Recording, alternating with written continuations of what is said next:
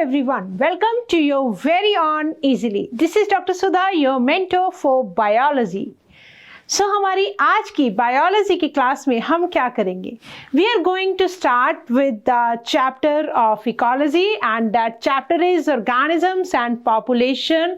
We will complete this chapter in one shot. तो start करते हैं हमारा आज का chapter that is organisms and population. ठीक है? What do you mean by ecology बेटा? सबसे पहले हम इसके अंदर क्या समझेंगे? हम इकोलॉजी की डेफिनेशन के बारे में समझेंगे, ठीक है? इकोलॉजी समझने के बाद हम बात करेंगे कि which is the smallest unit of ecology. फिर हम पढ़ेंगे पॉपुलेशन क्या होती है, कम्युनिटीज क्या होती हैं, बायोम्स क्या होते हैं। इन सब बातों के बारे में हम ये जो डिस्कशन है हमारी पूरी इकोलॉजी के सब चैप्टर्स के अंदर कंटिन्यू रखेंगे, ठीक है? 3 चैप्टर्स करने हैं बेटा हमें, और हम स्टार्ट कर रहे हैं आज कौन सा chapter? Organisms and population, right? चलो सबसे पहले देखो, लेट अस सी इकोलॉजी जो है it is a study. Ecology क्या है बेटा? स्टडी है। हम पढ़ रहे हैं, किस चीज को पढ़ रहे हैं? इंटरएक्शंस among the organisms and between the organism and its physical environment, ठीक है? हमें पता है हम और हमारे सराउंडिंग्स मिलके हम एक इकोसिस्टम बनाते हैं, ठीक है? मतलब हमारे सराउंडिंग में बहुत सारे बायोटिक फैक्टर्स है, बहुत सारे एबायोटिक फैक्टर्स है। तो मतलब कहने का ये, एक organism which is the living entity of this ecosystem and the smallest unit, right? तो वो कैसे अपने आसपास की सराउंडिंग के लिविंग कंपोनेंट्स के साथ as well as non living component के साथ इंटरेक्ट करता है, that is known as ecology, ठीक है? तो जो बेसिकली इकोलॉजी है, इकोलॉजी एक स्टडी है। ऑर्गेनिज्म को पढ़ना और इसके साथ जितने भी बायोटिक कंपोनेंट्स है उनको सबको स्टडी करना, राइट? तो इकोलॉजी को ना बेसिकली बेटा हम 4 लेवल्स पर पढ़ते हैं। 4 लेवल्स है बायोलॉजिकल ऑर्गेनाइजेशंस के, ठीक है? सबसे छोटा जो ऑर्गेनाइजेशन के अंदर ये जो छोटा सा यूनिट है that is organism, that is the सबसे छोटा वाला यूनिट है किसका? एक इकोसिस्टम का, या हम बोल दें इकोलॉजी का। जब एक ही स्पीशीज का ग्रुप बन जाए, मतलब बहुत सारे the group of similar species, एक स्पीशीज है एक जगह पर, ठीक है? फॉर एग्जाम्पल हम बात करें ह्यूमन की पॉपुलेशन, तो ह्यूमन के अंदर हम काउंट करेंगे सिर्फ ह्यूमन स्पीशीज को। हम बोले एक सिटी के अंदर कैट की पॉपुलेशन, तो हम उसके अंदर सिर्फ कैट को इंक्लूड करेंगे, राइट? तो पॉपुलेशन क्या है? ऑर्गेनिजम्स का group of similar species, that is known as population, ठीक है? देन अगर बहुत सारी पॉपुलेशंस को हम इकट्ठा कर दें जिसके अंदर डिफरेंट स्पीशीज आ जाएंगी, तब हम उसको बोलेंगे दैट इज कम्युनिटी, राइट? एक जगह के अंदर there can be human, there can be other organism, cat, rat, whatever, है ना? तो उनकी जो स्पीशीज है, डिफरेंट स्पीशीज है, उन सबको मिला के हम क्या बोल देंगे बेटा? कम्युनिटीज। और बहुत सारी कम्युनिटीज को अगर हम बना देंगे, मिला देंगे, तो that will become a biome, ठीक है? तो सबसे पहले हम बात करते हैं बेटा एक ऑर्गेनिज्म के बारे में। सबसे जो छोटा यूनिट है दैट इज ऑर्गेनिज्म, वो कैसे प्रभावित होता है, इफेक्ट होता है अपने सराउंडिंग्स की वजह से, राइट? तो सराउंडिंग्स का मतलब हमारे इन्वायरमेंट का क्या इफेक्ट है उस ऑर्गेनिज्म के ऊपर। सबसे पहले देखो, हर ऑर्गेनिज्म की बेटा अपनी एक फिजियोलॉजी है, फंक्शनल लेवल है, ठीक है? अब जो फिजियोलॉजिकल इकोलॉजी है, और मतलब जो इकोलॉजी है एट ऑर्गेनिज्मिक लेवल के, एक ऑर्गेनिज्म जो है वो किस तरह से उसकी बॉडी के अंदर बहुत सारे फंक्शंस चल रहे हैं, that is known as physiological ecology. It is the study of adaptations. अब मतलब जो फंक्शंस चल रहे हैं किसी भी ऑर्गेनिज्म की बॉडी के अंदर, वो एक तरह से क्या है? अडेप्टेशंस है। एक ऑर्गेनिज्म की कोशिश है अपने आप को अपने सराउंडिंग्स में अडेप्ट करने की, ठीक है? तो of an organism to environments in terms of survival and reproduction. क्यों वो अडेप्ट कर रहा है? ताकि वो अपने आप को सर्वाइव रख सके, जिंदा रख सके, उस जो भी इसकी सराउंडिंग्स है उसके अंदर वो अपने आप को अडाप्ट करता है और जिंदा रहकर क्या कर सके, अपना नंबर बढ़ा सके, दैट इज रिप्रोडक्शन कर सके, सो दैट उसका जो स्पीशीज है वो कंटिन्यू करता रहे। ठीक है, तो दिस इज फिजियोलॉजिकल इकोलॉजी। आप एग्जांपल देख सकते हैं, जैसे पॉलर बियर ने अपने आप को इस तरह से अडाप्ट किया है कि वो स्नो वाले एटमॉस्फेयर के अंदर रह सके, अपने आप को जिंदा रख सके। जैसे कैमल है, कैमल हम क्या बोलते हैं कि जो रेगिस्तान वाले एरियाज हैं वहां के लिए उसने अपने आप को अडाप्ट किया। बहुत छोटी क्लासेस से बेटा पढ़ते आ रहे हैं अडाप्टेशंस। ठीक है, तो अडाप्टेशन कोई भी ऑर्गेनिज्म क्यों करेगा, क्योंकि उसको अपने सराउंडिंग्स के अकॉर्डिंग अपने आप को जिंदा रखना है, जिंदा रख के रिप्रोडक्शन करना है, राइट। तो इसलिए उसकी बॉडी के अंदर बहुत सारे फिजियोलॉजिकल अडाप्टेशंस हैं। आप देख सकते हैं कैक्टस प्लांट, कैक्टस प्लांट भी कहाँ ग्रो करता है, डेजर्ट्स के अंदर। देन आप देख सकते हो बर्ड्स के बारे में हम एग्जाम्पल स्टडी करेंगे, कंगारू रैट के बारे में हम पढ़ेंगे। तो ये सब क्या है बेटा, फिजियोलॉजिकल एडाप्टेशंस है एक ऑर्गेनिज्म के अंदर। क्यों करता है एक ऑर्गेनिज्म, ताकि वो अपने आप को सर्वाइवल के चांसेस बढ़ सके और साथ ही साथ क्या कर सके बेटा, रिप्रोड्यूस कर सके। ठीक है, चलो अब देखो, जो किसी भी सराउंडिंग की अगर हम बात करें, एनवायरनमेंट की हम बात करें, तो हर जगह वेरिएशंस हैं इस अर्थ के ऊपर।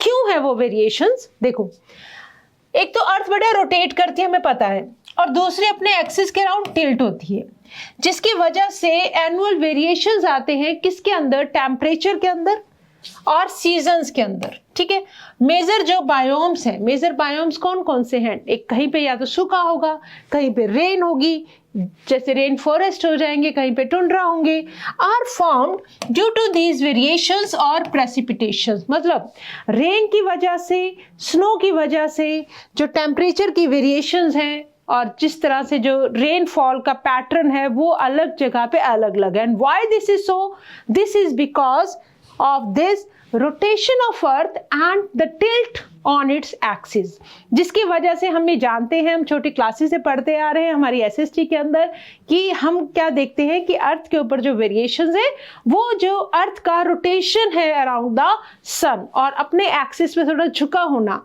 जिसकी वजह से क्या आती है बेटा, समर्स मतलब वेरिएशंस इन टेम्परेचर है, समर है, स्प्रिंग्स है, विंटर है, ऑटम है, तो सारे सीजन्स जो है these are due to this reason.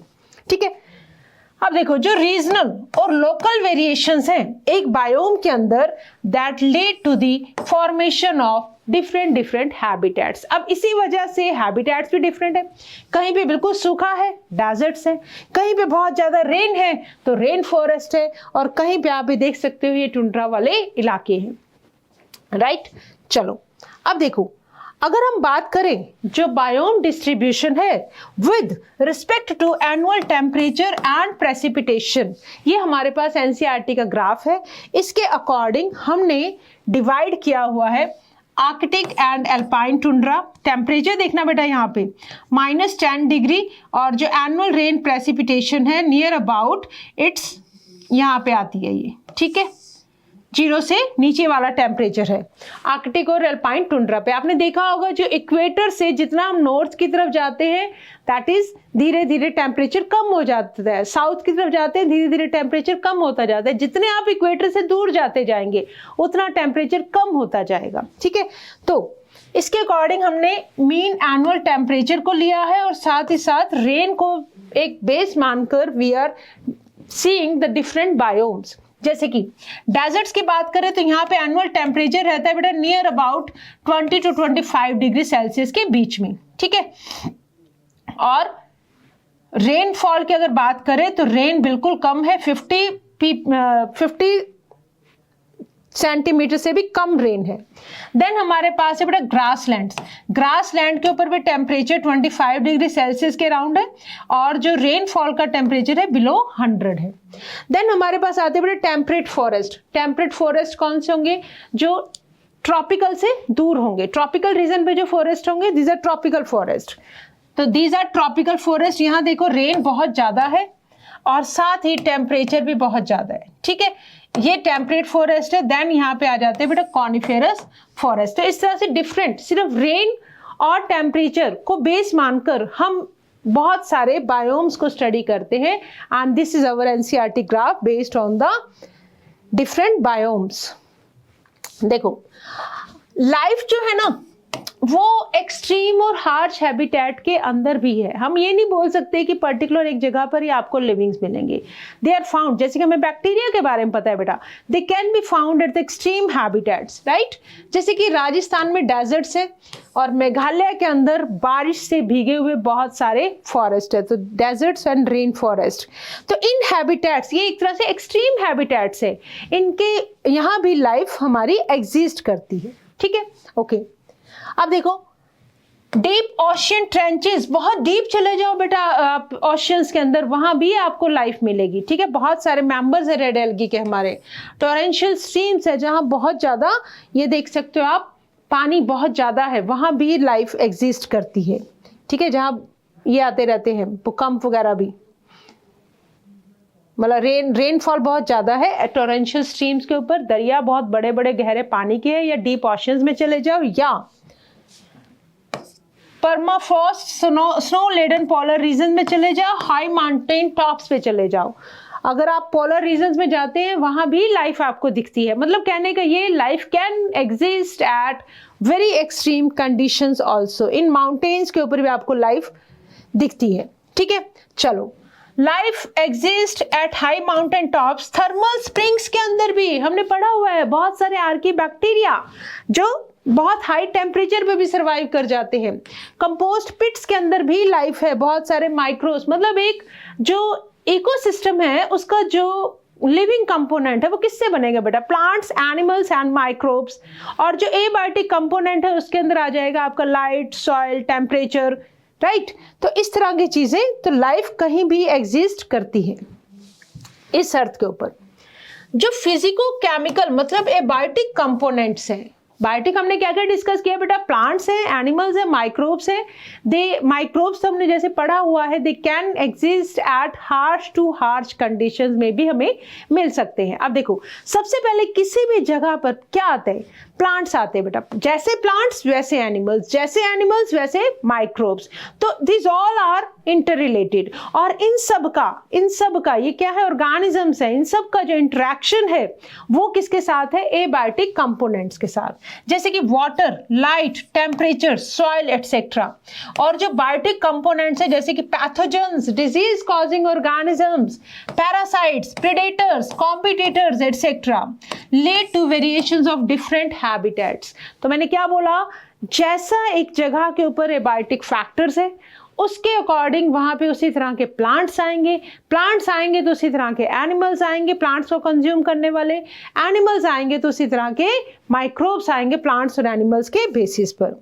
जो डिस्टिंक्ट रोल है और पोजीशन है एक ऑर्गेनिज्म की एक इन्वायरमेंट के अंदर, पर्टिकुलर हर ऑर्गेनिज्म एक इकोसिस्टम में, एक इन्वायरमेंट में क्या करता है? एक पर्टिकुलर रोल प्ले करता है। That is known as its niche, ठीक है। बाय दिस हर ऑर्गेनिज्म क्या करता है? अपने आप को उसने फिजियोलॉजिकली अडॉप्ट किया हुआ है वेरियस कंडीशंस के लिए, सो दैट ही मतलब that organism can utilize various resources, ठीक है, राइट। आप देख सकते हैं बायोटिक कंपोनेंट क्या क्या है। प्लांट्स दिखेंगे आपको, बहुत सारे माइक्रोब्स दिखेंगे आपको, एनिमल्स दिखेंगे, लाइक दिस। तो इनके अंदर देखो एडाप्टेशन देखो आप, राइट। यू कैन सी इस एरिया के ऊपर जब वाटर कम था तो ये जो ऑर्गेनिज्म है, जिस तरह के प्लांट्स को या ये जो लैंड के ऊपर इसको मिल जाता है उसके अकॉर्डिंग इसने अपना साइज बढ़ा लिया था। अब धीरे धीरे क्या हो बेटा? प्लांट्स भी नए आते गए, वाटर लेवल जब आने लग गया तो इसकी लेग्स उसी के अकॉर्डिंग मॉडिफाई होगी। ये सारे क्या हुए बेटा? अपने आप को अडॉप्ट कर लिया एक सराउंडिंग्स के अकॉर्डिंग, ठीक है। अब जब हम बायोटिक फैक्टर्स, एबायोटिक फैक्टर्स की बात करते हैं तो उसके अंदर हम पढ़ते हैं बेटा, सॉइल को पढ़ेंगे, टेम्परेचर को पढ़ेंगे, लाइट को पढ़ेंगे और वाटर को पढ़ेंगे एज अ एबायोटिक फैक्टर्स, ठीक है। चलो आगे देखो, मोस्ट इकोलॉजिकल रेलेवेंट फैक्टर क्या है बेटा? टेम्परेचर। सबसे ज्यादा जो इफेक्ट करता है ना वो है टेम्परेचर। कैसे? बहुत सारे जो हर लिविंग ऑर्गेनिज्म की बॉडी के अंदर बहुत सारी मेटाबॉलिक रिएक्शंस चलती हैं. These reactions are all enzymatically control. ठीक है, तो अब हमें पता है कि enzymes they work at optimum conditions. तो जब ऑप्टिमम कंडीशंस में एंजाइम काम करते हैं तो टेम्परेचर जो है वो बहुत ज्यादा इफेक्ट करता है. राइट, देखो, most ecological relevant environment factor, temperature on land varies seasonally. जो लैंड के ऊपर टेम्परेचर है वो सीजन टू सीजन वेरी करता है. राइट, इट ग्रेजुअली डिक्रीजेस जैसे जैसे आप इक्वेटर से पोल की तरफ जाएंगे. आप समझते हैं, ये मान लो अगर अर्थ है तो ये जो हमारे पास दिस इज इक्वेटर. इक्वेटर पे कौन सी जगह होती है जहां पे डायरेक्ट सनलाइट पड़ती है बेटा? जहां सनलाइट डायरेक्ट पड़ती है. तो जैसे जैसे आप इक्वेटर से इस तरफ जाते हैं, आप नॉर्थ की तरफ जा रहे हैं, और इस तरफ जाते हैं तो आप साउथ की तरफ जा रहे हैं. तो क्या होता है बेटा? टेम्परेचर धीरे धीरे डिक्रीज होता जाता है. जैसे जैसे आप इक्वेटर से नॉर्थ की तरफ मूव करेंगे टेम्परेचर डिक्रीज होता जाएगा. नीचे की तरफ आएंगे तो भी टेम्परेचर डिक्रीज होता जाएगा. मतलब टुवर्ड्स द पोल जब आप मूव करते हैं the temperature decreases gradually from equator to the poles and from plains to the mountain tops. Plain area से, मैदानी एरिया से जब आप माउंटेन्स की तरफ जाएंगे, मान लो अगर आप यहाँ से यहाँ तक जा रहे हो, सरफेस नहीं छोड़ रहे हो, तो आप कैसे मूव कर रहे हो बेटा? इक्वेटर से पोल की तरफ. बट जब आप यहां से और ऊंचाई पे जाते जाओगे तो उसको बोलेंगे बेटा माउंटेन्स की तरफ. ठीक है, एल्टीट्यूड की तरफ. तो it ranges from sub zero levels. Polar areas में जीरो से भी नीचे हो जाता है. And high altitude to as higher as 50 degree Celsius. ठीक है, इन ट्रॉपिकल डेजर्ट्स. कहां पर? In tropical desserts.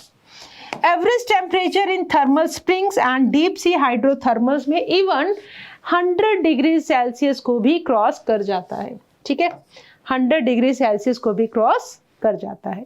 100 degree Celsius को भी क्रॉस कर जाएगा. ठीक है, तो टेम्परेचर सबसे ज्यादा इफेक्ट करता है. इट इज द मतलब बहुत सारी जो मेटाबॉलिक एक्टिविटीज हमने डिस्कस किया, temperature effects the kinetics of enzymes.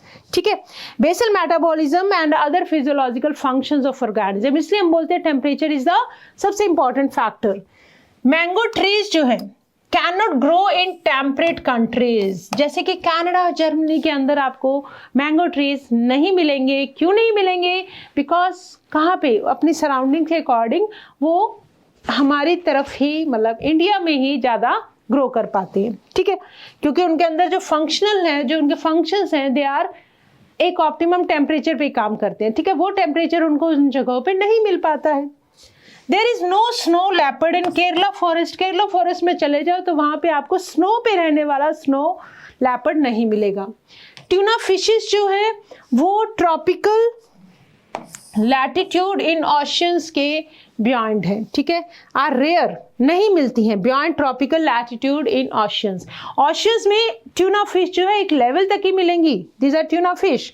ठीक है, ट्रॉपिकल लैटिट्यूड इन ओशियंस के बाद वो आपको नहीं मिलेंगी.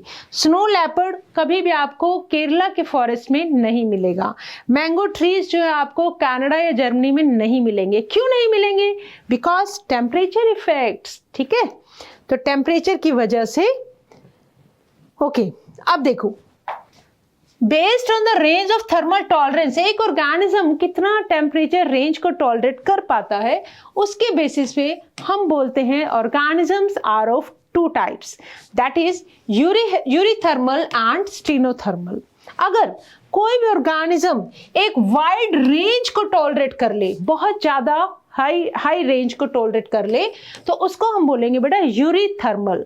और अगर वो बहुत ही नैरो रेंज के टेम्परेचर में अगर वेरिएशंस आती हैं तो उन्हीं को टॉलरेट कर पाता है, only a narrow range of temperature, तब हम उनके लिए वर्ड यूज करेंगे स्टीनोथर्मल. क्या यूज करेंगे? स्टीनोथर्मल. जैसे कि चलो आगे देखते हैं एग्जाम्पल्स के थ्रू. हाँ, चलो यहीं पे देखते हैं. जैसे कि देखो, क्रोकोडाइल, जैसे कीवी, ये क्या करते हैं बेटा? एक नैरो रेंज की टेम्परेचर को ही टॉलरेट कर सकते हैं. तो यहाँ पे हम एग्जांपल दे रहे हैं यूरीथर्मल एंड स्टीनोथर्मल्स की. देन उसके बाद हमारे पास दूसरा फैक्टर जो आता है दैट इज वाटर. वाटर क्या करता है बेटा? It is the second most important factor. How desert organism ने अपने आप को स्पेशली अडॉप्ट किया हुआ है टू लिमिटेड वाटर.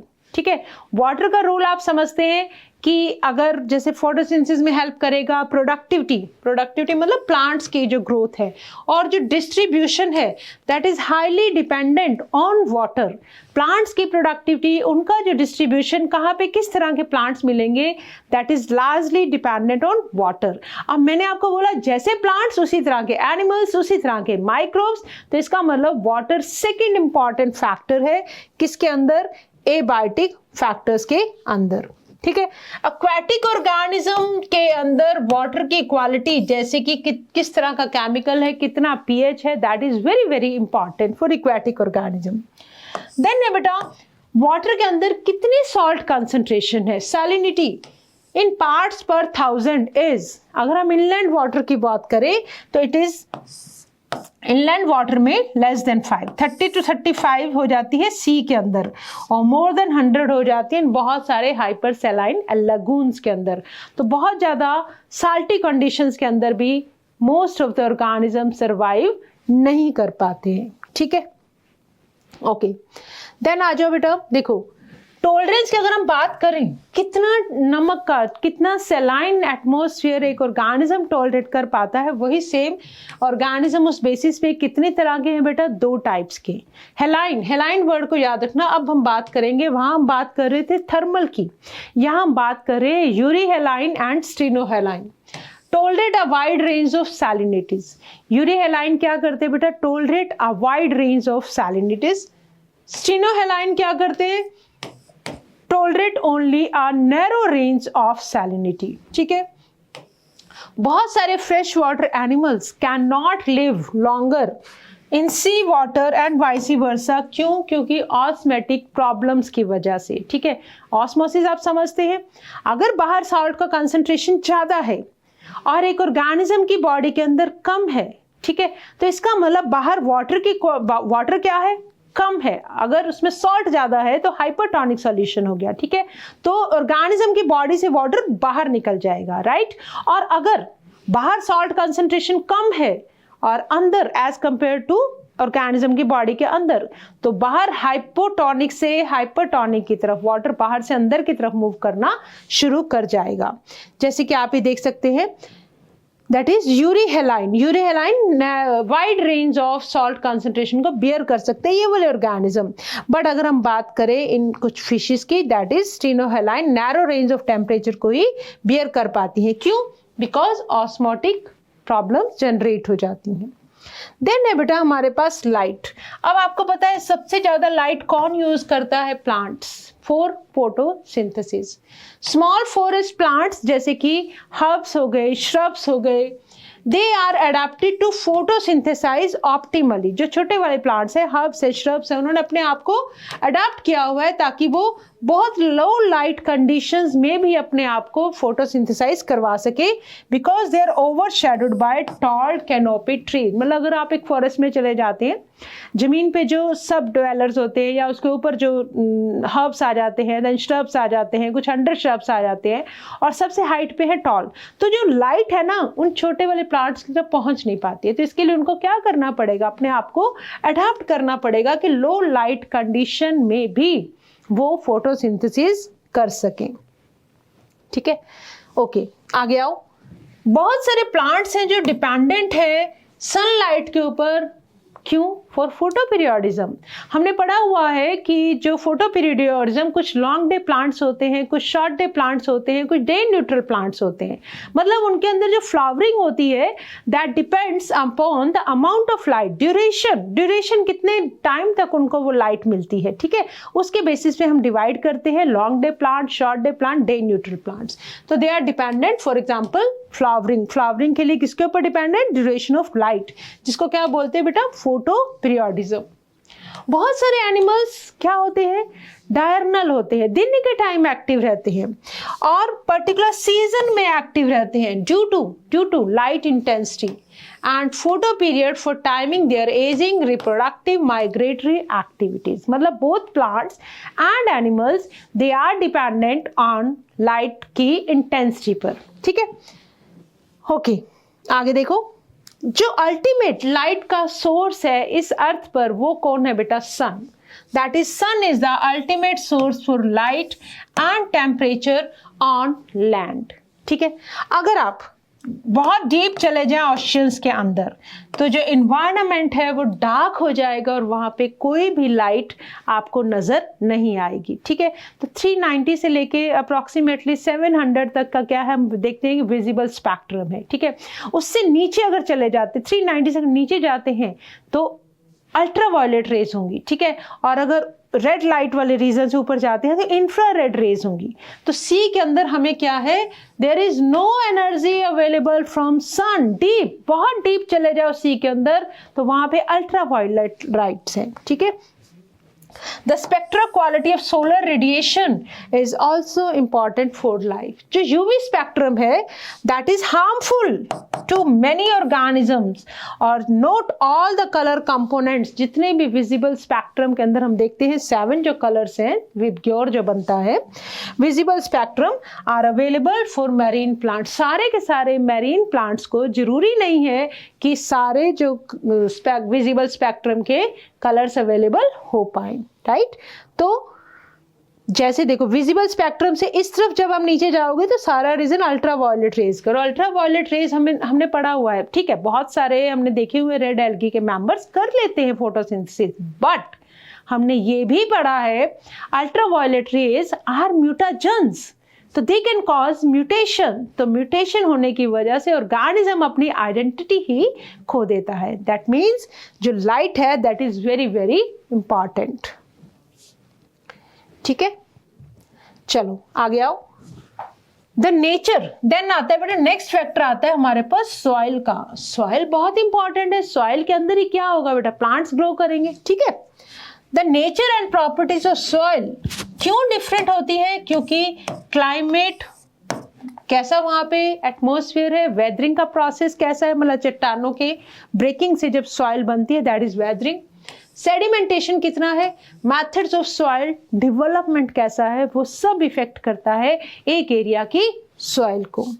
सॉइल की कंपोजिशन क्या है, पार्टिकल साइज कितना है, एग्रीगेशन कितना है, मतलब इकट्ठी कितनी हो सकती है, दैट डिटरमिन्स कितना पानी रिटेन रहेगा और कितना पानी उस सॉइल को छोड़ के बाहर आ जाएगा। That is water holding capacity of the soils. And you know जो प्लांट्स की ग्रोथ है that is largely dependent on किस तरह की सॉइल है, ठीक है। तो देख लो आप, soil can be of different types और उसके अकॉर्डिंग डिफरेंट टाइप के प्लांट और उसके अकॉर्डिंग डिफरेंट काइंड के ऑर्गेनिजम्स। डिपेंड करता है किस तरह के प्लांट्स है, डिपेंड करता है किस तरह की वहां पर सॉइल है। ये जो कैरेक्टरिस्टिक्स है और जो पैरामीटर्स है जैसे पीएच, मिनरल कंपोजिशन और जो टोपोग्राफी, वो सब डिटरमिन करता है कि उस एरिया में किस तरह का वेजिटेशन होगा, किस तरह के एनिमल होंगे, ठीक है। अगर हम एक एक्वाटिक एनवायरनमेंट की बात करें तो सेडिमेंट कैरेक्टरिस्टिक्स जो है that determine the type of benthic animals. Bottom पे रहने वाले, bottom dwellers, that is known as benthic animals, ठीक है। जैसे आप देख रहे हो स्टारफिश पिक्चर में। अब देखो, अब हम डिस्कस क्या करने जा रहे हैं, रिस्पॉन्स कैसा है एबायोटिक फैक्टर्स के लिए और किस तरह से ऑर्गेनिज्म ने अपने अंदर अडेप्टेशंस कर रखी हैं, ठीक है। Okay, response to abiotic factors. Organisms maintain a constant internal environment, चाहे बाहर कैसी भी कंडीशन हो, एक्सटर्नल इन्वायरमेंटल कंडीशंस, और इस प्रोसेस को बोलते हैं होम्योस्टैसिस। क्या बोलते हैं बेटा, होम्योस्टैसिस। अपनी इंटरनल कंडीशंस को मेंटेन रखना बिना इस बात की परवाह किए कि बाहर कैसी कंडीशंस हैं। This is possible by following processes. या तो अपना टेम्परेचर जो रेगुलेटर्स होते हैं वो रेगुलेट कर लेते हैं, या वो बाहर के सराउंडिंग्स के अकॉर्डिंग अपना टेम्परेचर एडजस्ट कर लेते हैं, दैट इज कन्फर्मर्स, या वो उन मतलब कंडीशंस से चेंज करने के लिए वहाँ से माइग्रेट कर जाते हैं, या वो अपनी एक्टिविटीज़ को सस्पेंड कर देते हैं। ठीक है, तो इसके बेसिस पे हमने क्या बात की, हमने देखो ये क्या है बेटा, जैसे होम्योस्टैसिस, ह्यूमंस क्या करते हैं, अपने आप को मतलब अपना अंदर का बॉडी का टेम्परेचर कांस्टेंट रखते हैं, बाहर कैसी भी कंडीशंस हो, राइट। ये जो आप देख रहे हो ऑर्गेनिजम्स, कुछ ऐसे फंगल स्पोर्स है, ड्राई कंडीशंस के अंदर अपने आप को कैसे मेंटेन रखते हैं, कुछ बर्ड्स जो है वो माइग्रेट कर जाते हैं, राइट। तो सबसे पहले देखते हैं बेटा रेगुलेट, वी आर रेगुलेटर्स, तभी तो हमें सर्दी लगती है तो बहुत सारे कपड़े पहन लेते हैं, अपना टेम्परेचर हम एडजस्ट कर लेते हैं। It is a maintenance of homeostasis by physiological and behavioral means। कुछ लोग क्या करते हैं बेटा, सर्दी के अंदर बहुत ज़्यादा एक्सरसाइज कर लेंगे तो उनका टेम्परेचर अपने आप बाहर की ठंड फील नहीं होती, और कुछ लोग क्या करते हैं अपने आप को कवर करके बाहर की ठंड से बचा लेते हैं। तो व्हाट वी आर रेगुलेटर, हम अकॉर्डिंग टू अवर सराउंडिंग्स अपने अंदर के टेम्परेचर को कॉन्स्टेंट रखते हैं, right. It ensures constant body temperature, that is thermoregulation, constant osmotic concentration, that is osmoregulation।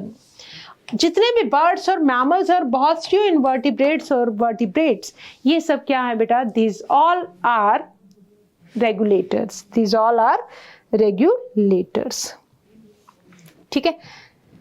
चलो, thermoregulation mammals, the success of mammals इतने successful क्यों है बेटा इस लैंड के ऊपर, बिकॉज उनके अंदर ये प्रॉपर्टी जो है, एबिलिटी जो है मेंटेन करने की कांस्टेंट बॉडी टेम्परेचर को, दैट इज जिसकी वजह से हम सबसे ज़्यादा सक्सेसफुल हैं मैमल्स। इन समर्स जब बाहर का temperature more than body temperature हो जाता है, हमें पता है बाहर का टेम्परेचर कई बार 40s को क्रॉस कर जाता है, नियर अबाउट गर्मियाँ जब बहुत ज़्यादा पड़ती हैं, बट क्या हमारी बॉडी का टेम्परेचर भी इतना हाई हो जाता है? नहीं, बॉडी का टेम्परेचर हमारा बेटा वही 37 डिग्री पर मेंटेन रहता है, बट बाहर के टेम्परेचर की वजह से क्या होता है बेटा, हम पसीना होता है ना, हमें स्वेटिंग होती है, स्वेटिंग की वजह से क्या होता है, we are able to maintain the constant temperature. This results in evaporative cooling. अब जैसे जैसे स्वेटिंग होगी, प्रस्पायर करेंगे, जब एवापोरेट होगा वो पसीना तो हमें ठंडा लगेगा, एंड बॉडी का टेम्परेचर क्या हो जाएगा, डाउन आ जाएगा। जब हम बात करें विंटर्स में, जब टेम्परेचर बिलो है हमारी सराउंडिंग्स में, 37 से बिलो है, उस वक्त शिवरिंग होगी, और shivering will produce the heat, और हीट की वजह से बॉडी टेम्परेचर रेज हो जाएगा। दैट इज हमने क्या किया बेटा, रेगुलेट किया टेम्परेचर अपनी बॉडी का। थर्मोरेगुलेशन जो है, जो छोटे वाले ऑर्गेनिज्म है, thermoregulation basically it's expensive process, energy consuming process है, ठीक है। तो जो स्मॉल एनिमल्स हैं उनके लिए थर्मोरेगुलेट कर पाना इज रियली एनर्जी कंज्यूमिंग, ठीक है। जैसे कि श्रूज, हमिंग बर्ड्स के लिए, अब उनके पास क्योंकि सरफेस एरिया तो लार्ज है as compare to their volume, surface area large है as compare to their volume, so वो क्या करते हैं बेटा, बॉडी हीट बहुत जल्दी लूज कर देते हैं, they lose body heat very fast.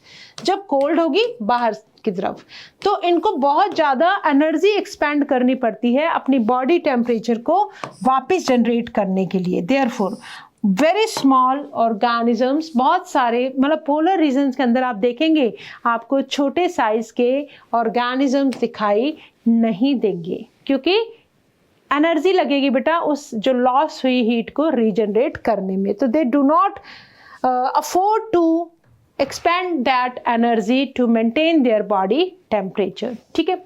Okay, अब आ जाओ बेटा कन्फर्मर्स क्या होते हैं। 99% of animals or near about all the plants cannot maintain constant internal environment, ठीक है। तो वो क्या करेंगे, वो ये करेंगे बॉडी टेम्परेचर या उनकी जो ऑस्मोटिक कंसंट्रेशन है वो चेंज होती रहती है बेटा अपने सराउंडिंग्स के अकॉर्डिंग, तो इनको क्या बोलते हैं, कन्फर्मर्स। क्या बोलते हैं, कन्फर्मर्स।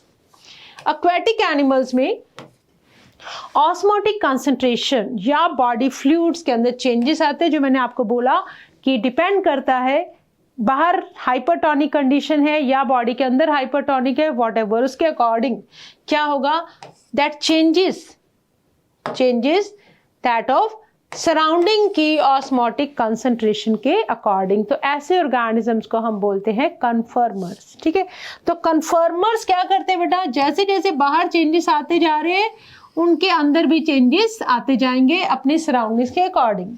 रेगुलेटर अपने आप को एक ही जगह पे मेंटेन रखते हैं, और जो पार्शियल रेगुलेटर है कुछ देर तक तो बेटा अपना टेम्परेचर या ऑस्मोटिक कंसंट्रेशन को सराउंडिंग्स के अकॉर्डिंग मोल्ड करते हैं, फिर एक स्टेज पे जाके वो भी रेगुलेटर बन जाते हैं। ठीक है, ओके, देन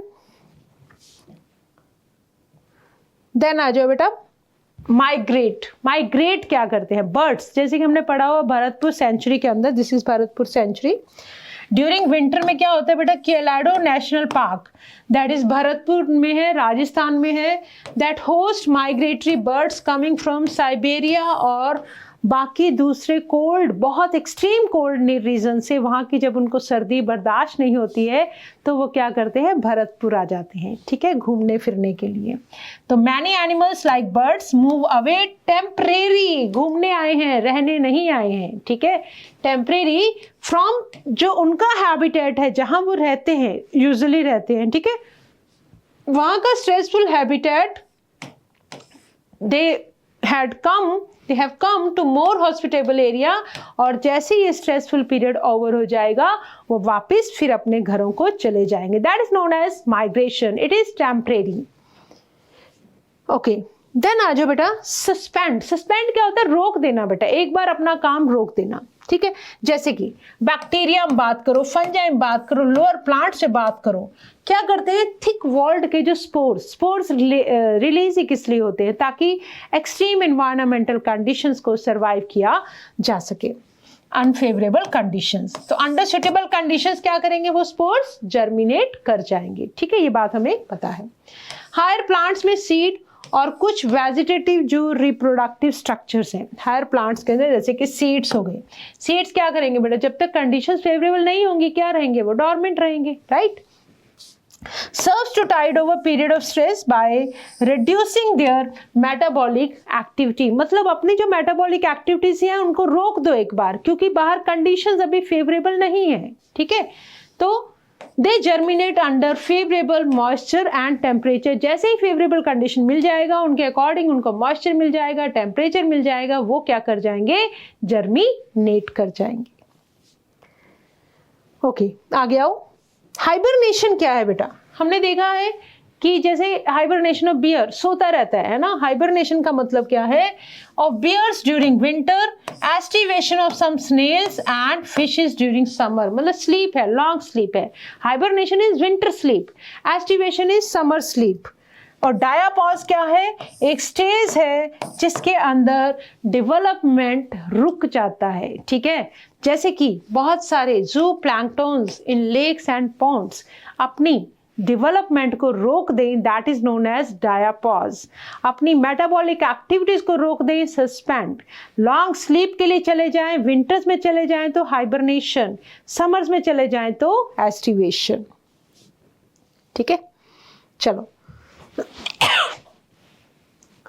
अडेप्टेशन क्या है बेटा, it is the basically morphological, structurally अपने आप को मॉडिफाई कर लेना, फंक्शनली अपने आप को मॉडिफाई कर लेना, बिहेवियर चेंज कर लेना, that enables an organism to survive and reproduce in its habitat, मतलब बेसिकली अपने सराउंडिंग्स के अकॉर्डिंग जो फिट होगा वही सर्वाइव करेगा। ठीक है, तो इसके लिए हमें कुछ मॉडिफिकेशंस करने पड़ते हैं ऑर्गेनिजम्स को। तो बहुत सारी adaptations have evolved over a long evolutionary time and genetically क्या हो गए, फिक्स। ये चीज़ें हम एवोल्यूशन के अंदर पढ़ चुके हैं। मॉडिफिकेशन जब कोई ऑर्गेनिज्म अपने अंदर कर पाएगा सराउंडिंग्स के अंदर अपने आप को एडजस्ट करने के लिए, that is known as adaptations. ठीक है, और यही एडाप्टेशन जब जेनेटिकली फिक्स्ड हो जाएंगी, they will become the evolution time के अंदर हमें हेल्प करेंगे सर्वाइवल में। ठीक है, जैसे कि कैंगारू रैट की हम बात करते हैं। ठीक है, डेजर्ट्स के अंदर रहता है बेटा, ये पानी की कमी है तो क्या होगा, adaptation of kangaroo rat in North American deserts. इसकी जो फैट की ऑक्सीडेशन से, फैट को बर्न करके ये मेटाबॉलिक एक्टिविटी से क्या रिलीज करता है, water as a by product, क्योंकि इसके पास कोई भी एक्सटर्नल सोर्स ऑफ वाटर नहीं है। अब जब सराउंडिंग वो वाटर नहीं है और वाटर तो हमें चाहिए, तो ये क्या करता है बेटा, अपने फैट का ऑक्सीडेशन करके मेटाबॉलिक वाटर को यूज करता है। एबिलिटी टू कंसंट्रेट यूरिन, ये क्या करेगा, अपना यूरिन कंसंट्रेट फॉर्म में रिलीज करेगा, सो दैट कम से कम पानी का यूज हो एक्सक्रीटरी प्रोडक्ट्स को रिमूव करने के लिए। तो ये क्या है, कंगारू रैट की अडेप्टेशंस है। कहाँ मिलता है बेटा, नॉर्थ अमेरिकन डेजर्ट्स के अंदर। ऐसे ही हमने पढ़ा हुआ है कैक्टस बेटा, थिक क्यूटिकल प्लांट्स के ऊपर। कैक्टस के अंदर तो क्या बेटा, चलो स्पाइंस हैं, पहले हम बात करते हैं थिक क्यूटिकल। अक्सर प्लांट्स अपने वाटर लॉस को प्रिवेंट करने के लिए अपने ऊपर जो क्यूटिकल की कवरिंग, शाइनिंग सी जो लेयर है, उसको थिक कर लेते हैं to minimise the water loss. Stomata sunken रहेंगे, अगर स्टोमेटा संकन नहीं होंगे तो वाटर का लॉस ज्यादा होगा। To minimise water loss through transpiration, ठीक है। तो जैसे आप कैक्टस के अंदर मॉडिफिकेशन देख सकते हैं, संकन स्टोमेटा देख सकते हैं, दीज आर संकन स्टोमेटा, ठीक है। चलो आगे आओ। Adaptation of desert plant, crassulacean acid metabolism हमने पढ़ा था जब हम फोटोसिंथेसिस हम पढ़ चुके हैं। जो CM पाथवेज हैं, कैम पाथवेज हैं, वो इनेबल करते हैं एक प्लांट को अपने स्टोमेटा दिन के टाइम क्लोज करने के लिए, ठीक है। जब स्टोमेटा क्लोज रहेंगे तो लॉस ऑफ वाटर तो रहेगा ही रहेगा, तो वो दिन के अंदर अपने स्टोमेटा क्लोज करके रात के टाइम जो बाहर पहले एक्यूमुलेट कर लेते कार्बन डाइऑक्साइड, फिर उसको यूज करते हैं फोटोसिंथेसिस के लिए। डेजर्ट प्लांट लाइक ओपंशिया, इनके पास कोई भी लीव्स नहीं होते हैं। लीव्स क्या बन गए बेटा, स्पाइंस में रिड्यूस हो गए, ज़्यादा लीफ होंगे, ज़्यादा वाटर लॉस होगा, इसलिए अब इनका फोटोसिंथेसिस जो काम किसने संभाल लिया, इनके स्टेम ने संभाल लिया, ठीक है। तो ये क्या है, ये सब एडाप्टेशंस हैं। ऐसे देखो मैमल्स के अंदर, मैमल्स जो बहुत कोल्डर क्लाइमेट से हैं, उनके ईयर्स और लिम्ब्स छोटे साइज के होते हैं, ठीक है। जितने बड़े कान होंगे, लिम्ब्स ज्यादा होंगे, मतलब हीट ज्यादा लूज करेंगे, ठीक है। तो रिड्यूस करने के लिए हीट लॉस को जो पोलर एरियाज के अंदर रहते हैं एनिमल्स, उनकी जो एक्सट्रीमिटीज हैं they are smaller, and this is known as Allen's rule. This is known as Allen's rule. Aquatic mammal जैसे कि सील, इनके पास क्या होते हैं बेटा, थिक लेयर ऑफ फैट होता है जिसको बोलते हैं ब्लबर। बिलो दैट स्किन, अब वो जो फैट है दैट एक्ट एज इंसुलेटर, और इंसुलेटर एक्ट करने की वजह से बॉडी हीट का जो लॉस है उसको कम करवाया जाता है। ये किसके अंदर है, एडाप्टेशन मैमल्स के अंदर, ठीक है। चलो आगे आओ। ऐसे ही देखो फिजियोलॉजिकल बायोकेमिकल एडाप्टेशन, जो आर्के बैक्टीरिया हैं, हमें पता है कहाँ मिलते हैं, हार्ड से हार्श क्लाइमेट में, हॉट स्प्रिंग्स और डीप सी के अंदर, हाइड्रोथर्मल वेंट्स के अंदर, जहां टेम्परेचर 100 डिग्री सेल्सियस से भी ज़्यादा है। बहुत सारी फिश जो हैं वो एंटार्क्टिक रीजन के अंदर, जहाँ बहुत ज़्यादा कोल्ड रहता है, temperature is below 0 degree Celsius. बहुत सारे मैरीन इन्वर्टिब्रेट और फिशेस वो ग्रेट डेप्थ में रहती हैं ओशियन में, जहाँ प्रेशर जो है, हाइड्रोथर्मल वेंट्स की बात कर रहे हैं, is more than 100 times the normal atmospheric pressure, जहाँ नॉर्मली ऑर्गेनिजम्स, लिविंग ऑर्गेनिज्म नहीं रह पाते हैं, बट लाइफ ऐसी एक्सट्रीम जगहों पर भी है, और यहाँ पे ऑर्गेनिजम्स अपने आप को अडॉप्ट किया हुआ है अकॉर्डिंग टू देयर सराउंडिंग्स। ऐसे देखो बेटा, अडॉप्टेशंस का एक रिजल्ट हम देखते हैं, जैसे जैसे हम हाइट पे जाते हैं, ठीक है, तो we feel altitude sickness at high altitude place, जहाँ पे मतलब 3500 मीटर जब ऊपर जाते हैं तो हमें क्या होती है बेटा, अल्टीट्यूड सिकनेस। और इसके सिम्टम में क्या होगा, नोजिया फील होगा आपको, हार्ट के अंदर पैल्पिटेशंस, फटीग, और due to low atmospheric pressure तो बॉडी को क्या है, इनफ ऑक्सीजन नहीं मिलती है, that is known as altitude sickness. तो जनरली हम क्या करते हैं, ग्रेजुअली व्हीकल धीरे धीरे अपने आप को सिचुएशन के अकॉर्डिंग अडाप्ट करना शुरू करते हैं और बॉडी कंपनसेट करना शुरू कर देती है लो ऑक्सीजन की अवेलेबिलिटी को बाय इंक्रीजिंग आरबीसीज का नंबर बढ़ा देगी, ब्रीदिंग रेट फास्ट हो जाएगा और डिक्रीज कर देगी क्या, बाइंडिंग कैपेसिटी ऑफ हीमोग्लोबिन। ठीक है, तो ये सब क्या है, these are all adaptations. Wait. हाँ, बिहेवियरल एडाप्टेशन देखो बेटा, कैमोफ्लेज की जो प्रॉपर्टी है वो क्या है ना, जैसे कि डेजर्ट लिजार्ड सन में आके बास करती है और हीट को एब्जॉर्ब करती है जब उसका बॉडी टेम्परेचर क्या होता है, लो हो जाता है, but move into shades when the ambient temperature starts increasing. Come temperature heat लेने के लिए सन बास्किंग। ठीक है, कुछ स्पीशीज क्या करती है, सॉइल के अंदर बरो करती हैं अपने आप को हाइड करने के लिए और एस्केप करने के लिए अबव ग्राउंड हीट के लिए। कैमोफ्लेज को बेटा हम प्रीडेशन के अंदर पढ़ेंगे कैसे अपने आप को बचाते हैं। यहाँ हम बात कर रहे हैं किसकी, लिजार्ड की, डेजर्ट लिजार्ड की, जो बास्किंग करती हैं सन के अंदर, धूप सेकने के लिए आती हैं जब बाहर टेम्परेचर, उनकी बॉडी का टेम्परेचर जो है वो कम हो जाता है, बट जब टेम्परेचर ज़्यादा हो जाएगा सराउंडिंग में तो शेड में चली जाएंगी। ये क्या है बेटा, बिहेवियर के अंदर अडाप्टेशंस, राइट। ओके, अब हम आ रहे हैं बेटा, और बहुत सारे ग्रुप ऑफ ऑर्गेनिजम्स को अगर मैं मिला दूं तो बन जाएगी पॉपुलेशन, बट सेम स्पीशीज के ऑर्गेनिजम्स, राइट। चल, तो पॉपुलेशन का मतलब हमने क्या समझा, एक ही स्पीशीज के ऑर्गेनिज्म, एक जगह पे जितने भी मेंबर्स हैं उनका जो ग्रुप है एक ही स्पीशीज के मेंबर्स का, that is known as population. जैसे कि फॉर एग्जांपल सारे के सारे कॉर्मोरेंट्स इन अ वेटलैंड, ठीक है, these are like birds. Rats किसी भी अबंडेंट ड्वेलिंग के अंदर रैट्स की पॉपुलेशन हो गई। ठीक है, टीक वुड, सारे एक ही तरह की टीक वुड की ट्री है फॉरेस्ट एक्स के अंदर। एक कल्चर प्लेट के अंदर बहुत सारे बैक्टीरिया, लोटस प्लांट एक पोंड के अंदर, ये सब क्या है बेटा, लोटस की पॉपुलेशन है, टीक वुड की पॉपुलेशन है, इस तरह से। ठीक है, तो that is known as population.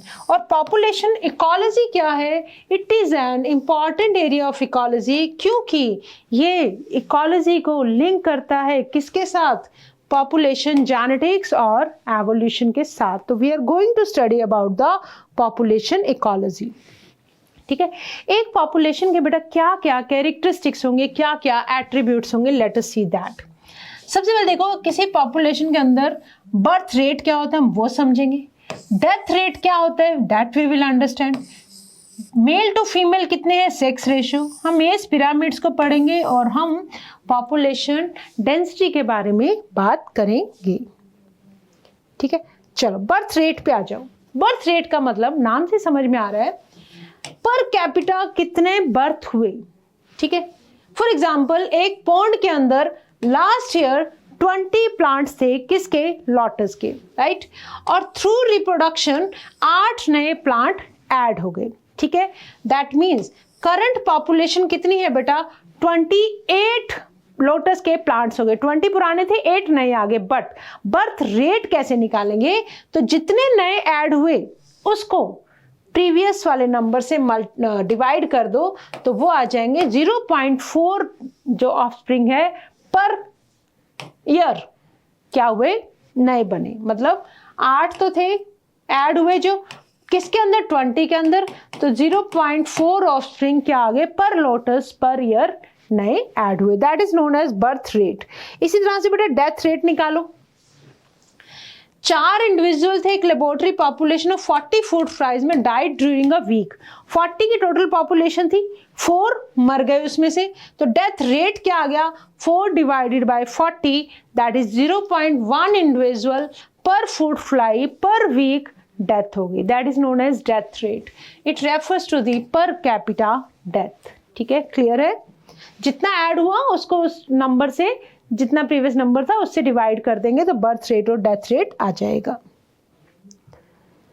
What is sex ratio, sex ratio मतलब कितने मेल टू फीमेल है। A population has a sex ratio, characteristic की हम बात कर रहे हैं, 60% of the population is females और हम ये बोल रहे हैं 40% इज मेल्स, मतलब टोटल 100% में से कितने मेल हैं कितने फीमेल्स हैं, that is sex ratio, male to female ratio. ठीक है, अब इसी तरह से बेटा हम बात करते हैं जब पॉपुलेशन एट्रीब्यूट्स की, we study about the pyramids. What are pyramids? ये वो स्ट्रक्चर्स हैं जो कब ऑब्टेन होती हैं, जब एज डिस्ट्रीब्यूशन मतलब percentage individual of a given age और age group is plotted for population. हमने एक जगह की पॉपुलेशन ली और उस पॉपुलेशन के अंदर हमने ये देखा कितने इंडिविजुअल्स ग्रोथ स्टेट में है, कितने इंडिविजुअल ग्रो करके प्री रिप्रोडक्टिव स्टेज में आ गए और कितने इंडिविजुअल प्री रिप्रोडक्टिव से मैच्योर होकर कहाँ आ गए अब रिप्रोडक्टिव में, और आफ्टर रिप्रोडक्शन के कितने लोग कितने इंडिविजुअल्स अब एजिंग वाले प्रोसेस में है, मतलब पोस्ट रिप्रोडक्टिव वाले फेज में है। जब इनको हम एक इस तरह के स्ट्रक्चर में ड्रॉ करते हैं, that is known as age pyramids of human population. For human population generally shows age distribution of males and females in a combined diagram। अब हम इसके अंदर ये नहीं बताते हैं कि कितने मेल्स कितने फीमेल्स, हम कंबाइन लेते हैं। जनरली जब हम बात करते हैं बेटा ह्यूमन पॉपुलेशन की, तो मेल और फीमेल को एक मतलब इंडिविजुअल कंबाइन करते हुए हम ये डिफरेंट स्टेजेस के अंदर क्या करते हैं, पिरामिड्स के अंदर शो करते हैं। तो देखो, अगर जो प्री रिप्रोडक्टिव स्टेज के अंदर आप ये देख पा रहे हो, there are large number of organism, then धीरे धीरे रिप्रोडक्टिव एज के अंदर कम है और पोस्ट रिप्रोडक्टिव के अंदर और भी कम है। तो आप ये देखो, अगर प्री रिप्रोडक्टिव वाले जब रिप्रोडक्टिव में एंटर होंगे तो ये जो पॉपुलेशन है that will expand, growing population है बेटा, जितने भी ग्रोथ स्टेज में है वो मैच्योर होकर क्या बन जाएंगे, रिप्रोडक्टिव एज में जाएंगे। जब हम बात करें कि प्री रिप्रोडक्टिव एज का जो नंबर है ऑलमोस्ट इक्विवेलेंट है टू रिप्रोडक्टिव एज, ठीक है, और फिर कम है पोस्ट रिप्रोडक्टिव एज, को बोलेंगे एक स्टेबल सा पॉपुलेशन है ये। जब हम बात करें कि रिप्रोडक्टिव एज में तो बहुत ज्यादा है बट प्री रिप्रोडक्टिव एज में कम है और पोस्ट में भी कम है, तो ऐसा पिरामिड क्या होगा बेटा, डिक्लाइन होगा। ठीक है, अच्छा, पॉपुलेशन साइज या पॉपुलेशन डेंसिटी क्या है? नंबर ऑफ इंडिविजुअल है, एक स्पीशीज के कितने नंबर ऑफ इंडिविजुअल है पर यूनिट एरिया या पर यूनिट वॉल्यूम के अंदर, एक इंडिविजुअल स्पीशीज के कितने नंबर हैं। Population density of Siberian cranes at Bharatpur wetland in any year is, that is more than 10, it is millions for Chlamydomonas in a pond, है ना। हो सकता है साइबेरियन क्रेन की बात करें तो नंबर कुछ बहुत छोटा है, 10 का नंबर आए, बट जब हम किसी ग्रीन एल्गी की बात कर रहे हैं, फॉर एग्जांपल क्लेमाइडोमोनास की, तो हो सकता है ये नंबर मिलियन में भी आ सकता है। तो बेसिकली पॉपुलेशन डेंसिटी का मतलब है साइज कितना है पॉपुलेशन का। तो नंबर ऑफ इंडिविजुअल है, एक गिवन एरिया के अंदर कितने नंबर ऑफ इंडिविजुअल्स रहते हैं। ठीक है, चलो आगे देखो, it is the number of individual species per unit area. Okay, population density of Siberian crane हमने डिस्कस कर लिया। पॉपुलेशन साइज, इसको हम परसेंटेज कवर पर भी मेजर करते हैं या बायोमास, ठीक है, लिविंग ऑर्गेनिज्म का कितना वेट है। In an area 200 parthenium plants थे, है ना, एंड ह्यूज बनियन ट्री देखा गया। इस केस के अंदर measuring percentage cover और biomass is meaningful to show importance of banyan tree। अब देखो, banyan tree तो बहुत सारी जगह घेर रखी है, बट वो ट्री तो एक है, तो हम ये तो नहीं कह सकते कि यहाँ पे मतलब सिर्फ एक ही ट्री के बेसिस पे उसने कितना बायोमास है, उसका कितना एरिया उसने कवर कर रखा है, तो दैट विल बी मीनिंगफुल अगर हम इसकी पॉपुलेशन साइज की बात परसेंटेज कवर में करें as compare to that number के बेसिस पे। ठीक है, okay, total number is a difficult measure. बहुत सारे नंबर्स को काउंट करना है ह्यूज पॉपुलेशन के इज रियली डिफिकल्ट, राइट। तो उस केस में क्या होगा बेटा, relative population density without knowing absolute population density is used. Relative का मतलब उसके रिलेशन में कितनी पॉपुलेशन का साइज है। For example, number of fish caught per trap indicates its total population density in the lake. एक बार में कितनी मछलियां हमने पकड़ी वो क्या है, टोटल पॉपुलेशन डेंसिटी लेक के अंदर, ठीक है। इन सम केसेस में indirect estimation of population size is perform. For example tiger census in national park, ठीक है, and tiger reserves based on pug marks and faecal pellets के basis पे हम बता रहे हैं कि कितने टाइगर है, राइट। तो डिफरेंट मतलब कितने, देखो पैरों के निशान है, इसके बेसिस पे हम टाइगर का नंबर निकाल सकते हैं। कितने फीकल पैलेट्स है उसके बेसिस पे निकाल सकते हैं, या एक टाइम में आपने लेक में कितनी फिश को ट्रैप किया, दैट इज दैट पॉपुलेशन हम पता कर सकते हैं। तो बहुत सारे डिफरेंट मेथड्स हैं। Now we are going to discuss about the population growth, ठीक है। तो पॉपुलेशन ग्रोथ का मतलब क्या है बेटा, जो साइज है पॉपुलेशन का दैट चेंजेस, और वो डिपेंड करता है फूड अवेलेबिलिटी के ऊपर, प्रेडेशन प्रेशर और वेदर के ऊपर, कि एक जगह की जो पॉपुलेशन है उसका साइज कितना है, मतलब ग्रो कर रहा है, डिक्लाइन कर रहा है, व्हाटएवर। पॉपुलेशन डेंसिटी के अंदर जब चेंजेस आते हैं that give some idea about the population, क्या वो पॉपुलेशन कम हो रही है या वहां पे पॉपुलेशन ग्रो कर रही है, फ्लरिश कर रही है या डिक्लाइन कर रही है, ठीक है। ओके, बेसिक प्रोसेसेस जो पॉपुलेशन के साइज को इफेक्ट कर सकते हैं दैट कैन बी, कितने नए बर्थ हुए, कितने डेथ हो गई, कितने नए आए, कितने बाहर निकल गए, ठीक है। तो नेटैलिटी मतलब कितने बर्थ हुए, मोर्टैलिटी मतलब कितनी डेथ्स हुई, इमिग्रेशन मतलब कितने नए एंटर हुए, एमिग्रेशन कितने बार मूव कर गए। तो ये सब चीज़ें जो है वो इफेक्ट करेंगी एक पॉपुलेशन के साइज को।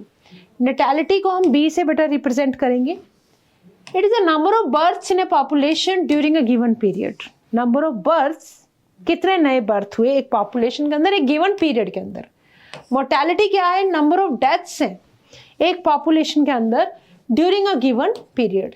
इमिग्रेशन क्या है बेटा, number of individuals of the same species that have come into the, नए आए हैं जो उस जगह पर रहने के लिए फ्रॉम एल्सवेयर, कहीं और से, during a given period of time. Immigration क्या है, जो बाहर आए तो कुछ बाहर गए भी होंगे। It is the number of individuals of the population जिन्होंने छोड़ दिया, हु लेफ्ट द हैबिटेट, और किसी और जगह पे चले गए during a given period of time, ठीक है। चलो, that is known as population growth. Natality और इमिग्रेशन मतलब जितने भी बर्थ होंगे, जितने भी नए आएंगे, वो क्या करेंगे बेटा, इंक्रीज कर देंगे पॉपुलेशन के साइज को, और जो डेथ्स हैं और जो छोड़ के चले गए वो डिक्रीज कर देंगे पॉपुलेशन के साइज को, ठीक है। अगर एन हम ले पॉपुलेशन डेंसिटी एक टाइम टी पर, ठीक है, then its density at time T plus 1, at time T plus 1 क्या हो जाएगी, एन टी प्लस 1, मतलब पर्टिकुलर टाइम पे हम बता रहे हैं। N1 जो पहले थी डेंसिटी, उसके अंदर कितने नए ऐड हुए, कैसे ऐड होंगे बेटा, या तो बर्थ से ऐड होंगे या इमिग्रेशन से ऐड होंगे। उनमें से कितने निकल गए, या तो डेथ से और एमिग्रेशन से।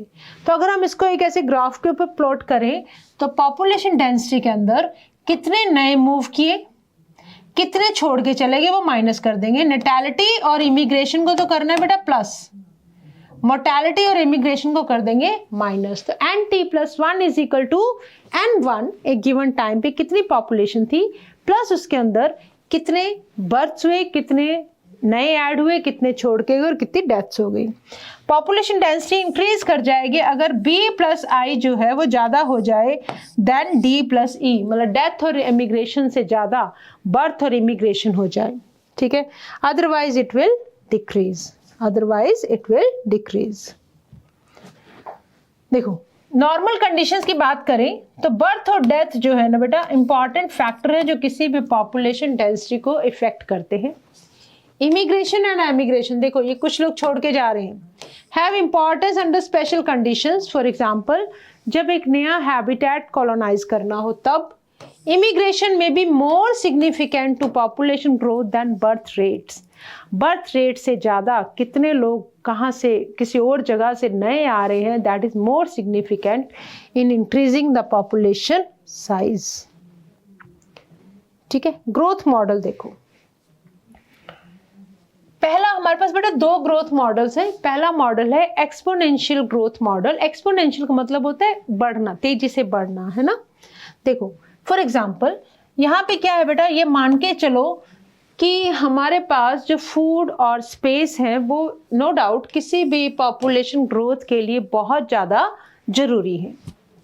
अगर रिसोर्सेज अनलिमिटेड हैं, कोई भी कमी नहीं है ना खाने की ना जगह की, तब क्या होगा, हर स्पीशीज अपनी फुल इननेट पोटेंशियल, जो उसका इनबॉर्न पोटेंशियल है ग्रो करने का, वो शो करती है और अपना नंबर बढ़ाती जाती है, क्योंकि ना तो खाने की कमी है ना स्पेस की कमी है।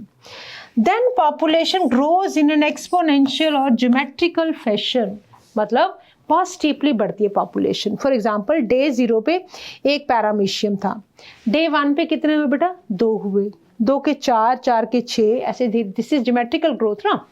तो डे 6 तक आते आते पूरा जो पैरामीशियम भर गए, राइट। तो ग्रोथ कैसे हुई है, खाना भी मिल रहा है, जगह भी मिल रही है, तो बहुत तेजी से ग्रो करती है। This is exponential growth model.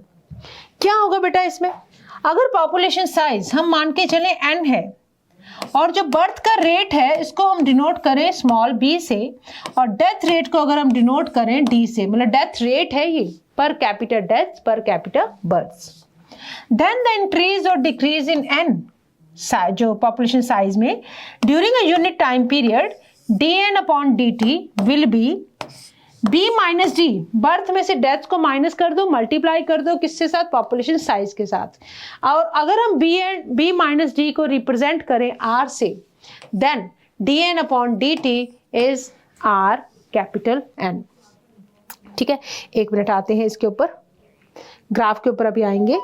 ठीक है, तो R क्या है बेटा इस टाइम पे, intrinsic rate of natural increase, it is the intrinsic rate of natural increase b minus D, है ना, याद रखना। R किसके बराबर है बेटा, birth rate minus death rate. It's an important parameter for assessing impacts of any biotic और abiotic factor on population growth. तो देखो नॉर्वे रैट मान लो हमने ऑर्गेनिज्म लिया, उसकी R वैल्यू है 0.015, फ्लोर बीटल की बात करें तो 0.12, ह्यूमन पॉपुलेशन इंडिया की बात करें 1981 में 0.025, आर मतलब बर्थ माइनस डेथ रेट। तो अगर आप इस ग्राफ को प्लॉट करें तो आपके पास देखो यहां से शुरू हुई थी पॉपुलेशन 0 से, और पॉपुलेशन का जो साइज है वो देखो इस पिंक लाइन के बराबर बराबर, देखो एकदम से सडनली ऊपर गया। ठीक है, मतलब एक्सपोनेंशियली ग्रो किया, that is a is the exponentially. कैसा कर्व आएगा बेटा, this is J shape curve, और इसको हम कैसे रिप्रेजेंट करेंगे, dn upon dt is equal to rn। ठीक है, आगे आओ। हाँ, जो integral form of the exponential growth equation की अब क्या हो जाएगी, n1 is equal to n naught e logarithm हो जाएगा बेटा आर टी का। जब एंड टी क्या है, population density after time T, and naught क्या है, population density at time 0, R क्या है बेटा, intrinsic rate of natural increase, और ई की वैल्यू आपको दे रखी होगी, base of natural logarithm is 2.71828। तो जे शेप का कर्व आएगा, दिस इज एक्सपोनेंशियल ग्रोथ। अब आप मुझे बताओ क्या ये पॉसिबल है, क्या ये पॉसिबल है? प्रैक्टिकल लाइफ में ना एक्सपोनेंशियल ग्रोथ नहीं होती है। There is always a competition between the members of the species for the food and space. उनके बीच में कंपटीशन रहेगा इतनी तेजी से, मतलब जितने ज़्यादा रिसोर्सेज की कभी भी कमी ना हो ऐसा नहीं हो सकता है। Resources are always limited, right. चलो अब देखते हैं बेटा दूसरा ग्रोथ कर्व हमारे पास है, logistic growth curve. There is no population in nature having unlimited resources for exponential growth. क्यों? कंपटीशन होता है बेटा among individuals for limited resources. Eventually कौन विन करेगा? The fittest individual survive and reproduce. जो fit रहेगा वही सर्वाइव करेगा, तो कंपटीशन होता है। In nature a given habitat has enough sources to support a maximum possible number. एक किसी भी हैबिटेट के अंदर there is always a limit, natural habitat में, बियॉन्ड विच फर्दर जो ग्रोथ है वो पॉसिबल नहीं है, और इसको बोलते हैं carrying capacity of that habitat, that is represented by capital K। क्या रिप्रेजेंट करेंगे, कैपिटल के से, ठीक है। तो जब हम लॉजिस्टिक ग्रोथ कर्व की बात करते हैं, देखो स्टार्टिंग में तो ठीक है ग्रो कर रहा है, इंडिविजुअल ग्रो कर रहा है, एक बार तो ग्रो कर भी जाएगा जब तक रिसोर्सेज मिल रहे हैं। एक टाइम के बाद जाके क्या हो जाएगा बेटा, रिसोर्सेज की कमी हो जाएगी, कंपटीशन आ जाएगा, तब एक जगह पे जाके पॉपुलेशन जो है स्टेबल होना शुरू हो जाएगी। तो मतलब इसकी कैरिंग कैपेसिटी बस इतनी ही है। तो इसको हम किससे रिप्रेजेंट कर रहे हैं, इस पॉइंट को, दैट इज रिप्रेजेंटेड बाय के। तो इसके लिए अब हम रिप्रेजेंट करेंगे, दैट इज सिग्मॉइड कर्व आएगा बेटा हमारे पास। ये लॉजिस्टिक ग्रोथ का जो कर्व है that will be sigmoid curve. अब population with limited resources, starting में तो बेटा लैग फेज आएगा, थोड़ा धीरे धीरे धीरे चलेगी, फिर आएगा फेजेस ऑफ एक्सेलरेशन, ये वाला जो फेज है दैट इज लैग फेज, और इसके ऊपर वाला जो है दैट इज एक्सपोनेंशियल, मतलब फेज ऑफ एक्सेलरेशन। फिर आ जाएगा एक फॉल आना शुरू हो जाएगा, डेक्लरेशन, एंड फाइनली एसिम्पटोट, मतलब यहाँ से क्या होता है, हमें बस ऐसे फ्लक्चुएशंस आती हैं, कभी बढ़ गई कभी कम, बहुत इतनी फ्लक्चुएशंस कम आएंगी कि इतनी मतलब अप एंड डाउन आएंगे कि ये लाइन हमें ऑलमोस्ट स्ट्रेट सी दिखेगी, मतलब स्टेबल सी दिखेगी, that is known as asymptote. This type of population growth को क्या बोलते हैं, Verhulst Pearl logistic growth, Verhulst Pearl logistic growth, या सिंपल बोलिए लॉजिस्टिक ग्रोथ कर्व। इसका जो ग्रोथ का जो कर्व आएगा that will be sigmoid shape. Verhulst Pearl logistic growth is described as dn upon dt, एक टाइम में कितना पॉपुलेशन आया पॉपुलेशन में, that is r is the intrinsic chain, और इसको रिप्रेजेंट करेंगे carrying capacity minus capital N upon carrying capacity. n क्या है बेटा, पॉपुलेशन डेंसिटी है टाइम t पर, कैपिटल N एक पर्टिकुलर टाइम पर दी गई पॉपुलेशन डेंसिटी है, r क्या है, intrinsic rate of natural increase है, k क्या है, कैरिंग कैपेसिटी है। तो dn upon dt is equal to rn k minus n upon k. For most animal population, resources for growth are limited. So logistic growth वाला जो model है that is more realistic. Exponential growth तो nature के अंदर होता ही नहीं है। कैसा आएगा बेटा जब हम ग्राफ प्लॉट करेंगे, that will be sigmoid shape. Sigmoid shape, ठीक है। चलो आगे आ जाओ। Population evolved to maximize their reproductive fitness. एक जो population है वो कब evolve करती है, जब वो अपनी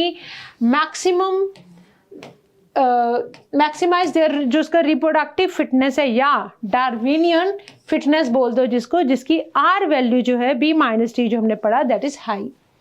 Under a particular set of selection pressure, competition में कौन select होगा, जो fit होगा। ऑर्गेनिजम्स इवॉल्व टूवर्ड्स, और इसी फिट रहने की टेंडेंसी में ऑर्गेनिज्म अपने आप को इवॉल्व करते हैं for most efficient reproductive strategy, ठीक है।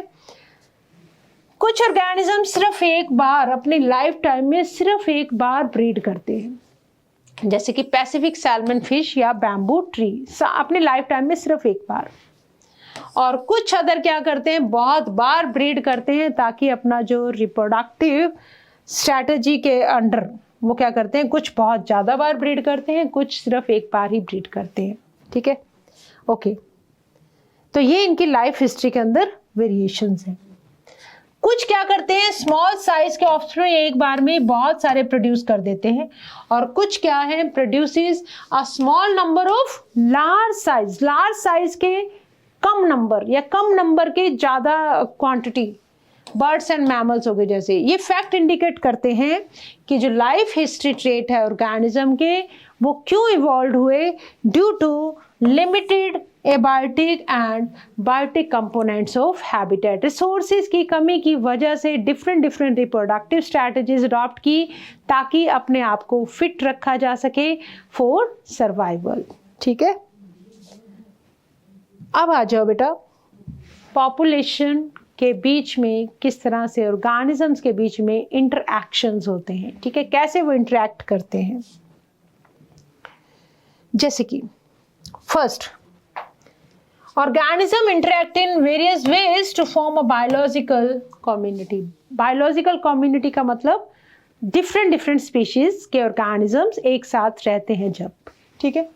इंटरेक्शन बिटवीन दो स्पीशीज के बीच में जिसको बोलते हैं interspecific interaction. They include interspecific, दो डिफरेंट स्पीशीज के बीच में interaction, mutualism, competition, predation, parasitism, commensalism, amensalism. ये सारे इंटरेक्शन हम अभी समझेंगे डिटेल में। हाँ जी, देखो म्यूचुअलिज्म क्या है बेटा? म्यूचुअल, जब दो ऑर्गेनिज्म म्यूचुअली बेनिफिट होते हैं, दैट इज दोनों को हम साइन दे रहे हैं प्लस प्लस, ए स्पीशीज का भी फायदा हो रहा है, बी स्पीशीज का भी फायदा हो रहा है, दैट इज म्यूचुअलिज्म। कंपटीशन क्या है? दोनों स्पीशीज का नुकसान है बेटा। कंपटीशन में किसी का फायदा नहीं होता है, ए स्पीशीज का भी नुकसान, माइनस से डिनोट कर रहे हैं, बी स्पीशीज का भी क्या है? नुकसान है। प्रेडेशन में क्या है? जो प्रेडेटर है that is benefited, A species is predator that is benefited, और दूसरी जो प्रे है दैट इज हार्म्ड, उसको हमने दिया माइनस साइन। पैरासिटिज्म क्या है? पैरासाइट, एक ऑर्गेनिज्म, एक स्पीशीज का बेनिफिट, दूसरी का नुकसान। तो पैरासिटिज्म और प्रेडेशन दोनों के लिए एक का फायदा, एक का नुकसान। कमेंसलिज्म क्या है? एक का बेनिफिट हो रहा है, दूसरी को कोई फर्क नहीं पड़ रहा, दैट इज जीरो, इसको हम डिनोट कर रहे हैं जीरो से। कमेंसलिज्म, एक का फायदा, दूसरी अनअफेक्टेड। और amensalism, one is harmed and other is unaffected, एक का नुकसान, दूसरी का कोई भी इफेक्ट नहीं, दैट इज अमेंसलिज्म। तो ये जो है different interactions between interspecific interaction, different species के बीच में। इन अ ब्रॉड इकोलॉजिकल कॉन्टेक्स्ट में सारे के सारे कार्निवोर्स और हर्बीवोर्स एटसेट्रा वो क्या है? प्रीडेटर्स है, दूसरे को मार के खाते हैं, ठीक है। अबाउट 25% इंसेक्ट आर फाइटोफेगस, जो प्लांट्स को खाते हैं। 25% जो इंसेक्ट्स हैं वो प्लांट्स को खाते हैं, ठीक है। अगर एक प्रीडेटर अपने प्रे को जरूरत से ज्यादा यूज कर लेगा तो क्या होगा? Prey might become extinct, prey जो है एक्सटिंक्ट हो जाएगा, ठीक है। It results in the extinction of predator, अगर प्रे ही नहीं रहा तो प्रीडेटर भी नहीं बचेगा, दैट मीन्स प्रीडेटर भी एक्सटिंक्ट हो जाएगा। Therefore predators in nature are prudent, predators in nature are prudent. तो प्रीडेटर जो होते हैं ना बहुत वाइजली, प्रीडेटर्स जो हैं बहुत वाइजली क्या करते हैं? प्रे अपना प्रीडेशन करते हैं, ठीक है, सोच समझ के खाते हैं। ओके, आगे आ जाओ। प्रीडेटर्स जो हैं वो कंट्रोल करते हैं प्रे की पॉपुलेशन को। प्रीडेटर्स इकोसिस्टम के अंदर प्रीडेटर्स का उतना ही इंपॉर्टेंट रोल है, क्योंकि क्या फायदा क्या है? मतलब प्रीडेशन का फायदा क्या है? They control the prey population. जब भी कोई सर्टेन एक्सोटिक स्पीशीज, बाहर से लाई गई स्पीशीज को जब हम किसी भी एक जोग्राफिकल एरिया के अंदर इंट्रोड्यूस करते हैं, दे स्प्रेड फास्ट, बहुत तेजी से फैलती हैं, क्योंकि उस टाइम उनका कोई भी नेचुरल प्रेडेटर उस एटमॉस्फेयर में प्रेजेंट नहीं होता, क्योंकि बाहर से आई है, अभी कोई भी प्रेडेटर नहीं है। In the invaded land, for example prickly pear cactus जो है उसको इंट्रोड्यूस किया गया ऑस्ट्रेलिया के अंदर in 1920s, that caused havoc by spreading, बहुत तेजी से फैलने लग गया prickly pear cactus. Later on इसको फिर कंट्रोल किया गया, एक कैक्टस फीडिंग प्रीडेटर को लाया गया उस जगह पर, तब जाके इसकी ग्रोथ पे रोक लगाई। दैट मीन्स जो प्रीडेशन है, प्रीडेटर का रोल बहुत जरूरी है, नहीं तो प्रे की पॉपुलेशन जो है वो बढ़ती जाएगी, right. Predators are used in biological control methods के अंदर भी हम प्रीडेटर्स को यूज करते हैं, जैसे कि प्रीडेटर्स मेंटेन करते हैं species diversity in a community by reducing competition amongst prey species. Predator starfish Pisaster जो है rocky intertidal communities of American Pacific coast के अंदर एक एक्सपेरिमेंट के अंदर ऑल दी स्टार फिशेज उनको रिमूव कर दिया गया from an enclosed intertidal area से, जिसकी वजह से कम 10 इनवर्टिब्रेट स्पीशीज जो हैं वो भी एक्सटिंक्ट हो गई within a year due to this interspecific competition की वजह से। इसलिए प्रेडेटर का रोल क्या है? That maintain the species diversity, एक कम्युनिटी के अंदर स्पीशीज डाइवर्सिटी को मेंटेन रखते हैं, ठीक है। ओके, और देखो और क्या क्या फायदे हैं प्रिडेशन के। Defences of prey species to lessen impact of predation. Camouflage क्या टेक्निक है बेटा? Cryptic coloration of some insects and frogs. इनमें से कुछ क्या होते हैं? पॉइजनस होते हैं। मोनार्क बटरफ्लाइज हाईली डिस्टेस्टफुल, मतलब अब प्रे ने अपने बचने के लिए क्या क्या अडाप्टेशंस कर रखी हैं प्रीडेटर से बचने के लिए। एक तो अपने आप को कैमोफ्लेज कर लेना, सराउंडिंग्स के अंदर अपने आप को ब्लेंड करना ताकि नजर ही ना आए किसको? प्रीडेटर को। दूसरा जो मोनार्क बटरफ्लाई है that is very distasteful to predator. Predator bird के बिल्कुल भी टेस्टी नहीं लगती है। क्यों?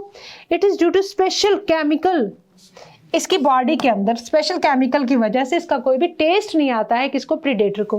तो इन्होंने अपने आप को सेव कर लिया। It is acquired during its caterpillar stage by feeding on a poisonous weed. एक पॉइजनस वीड के ऊपर फीड करने की वजह से कैसा केमिकल बन गया which is very distasteful to the predator, और प्रीडेटर अब इनको खाएगा ही नहीं। तो इन्होंने क्या कर लिया? अपने आप को अडॉप्ट कर लिया खुद के डिफेंस के लिए। ठीक है, आगे देखो और क्या कर रखा है। थॉर्न्स क्या है बेटा? जो कांटे लग जाते हैं। Most of the common morphological means for defence of plants.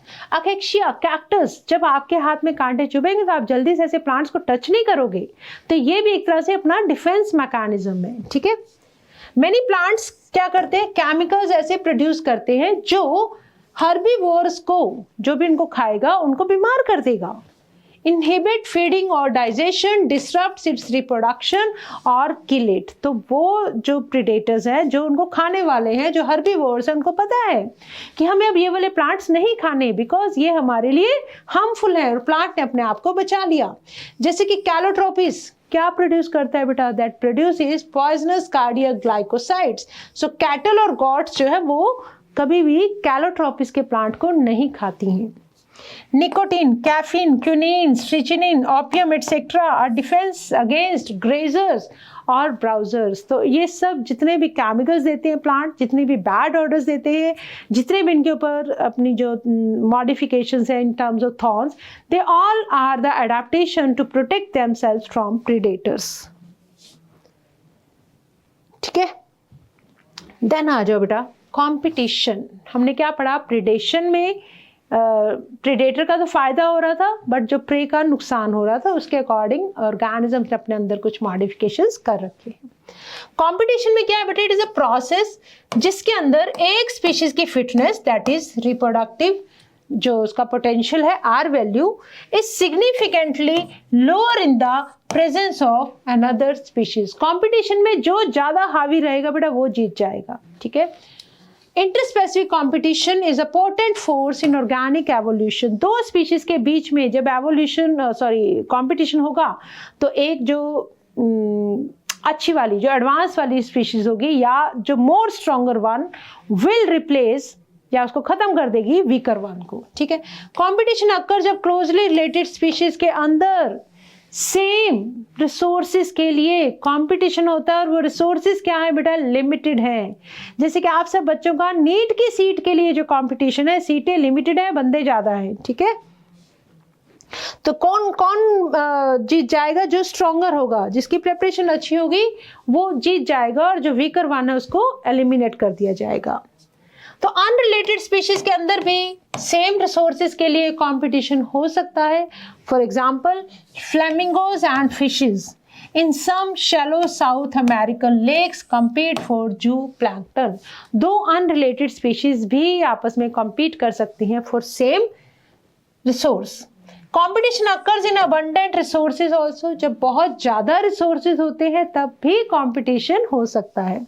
For example in interference competition, the feeding efficiency of one species is reduced due to the presence of other species, चाहे resources क्या हैं? limited, unlimited है। अगर एक stronger वाली species present है तो जो वीकर वाली स्पीशीज है, मतलब स्ट्रॉन्गर वाली जल्दी खाना खा लेगी, तो वीकर वाली स्पीशीज को कम मिलेगा चाहे कितने ही सोर्सेज हैं तो भी। ठीक है, ओके, तो कंपटीशन वेरियस कंडीशंस के अंदर हो सकता है। आगे आओ।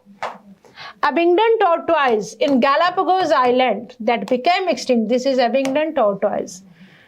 within a decade after goats were introduced on the island due to the greater browsing efficiency of goats. क्या किया, पहले बेचारा अकेला रहता था, आराम से खा रहा था, खूब सारी घास थी।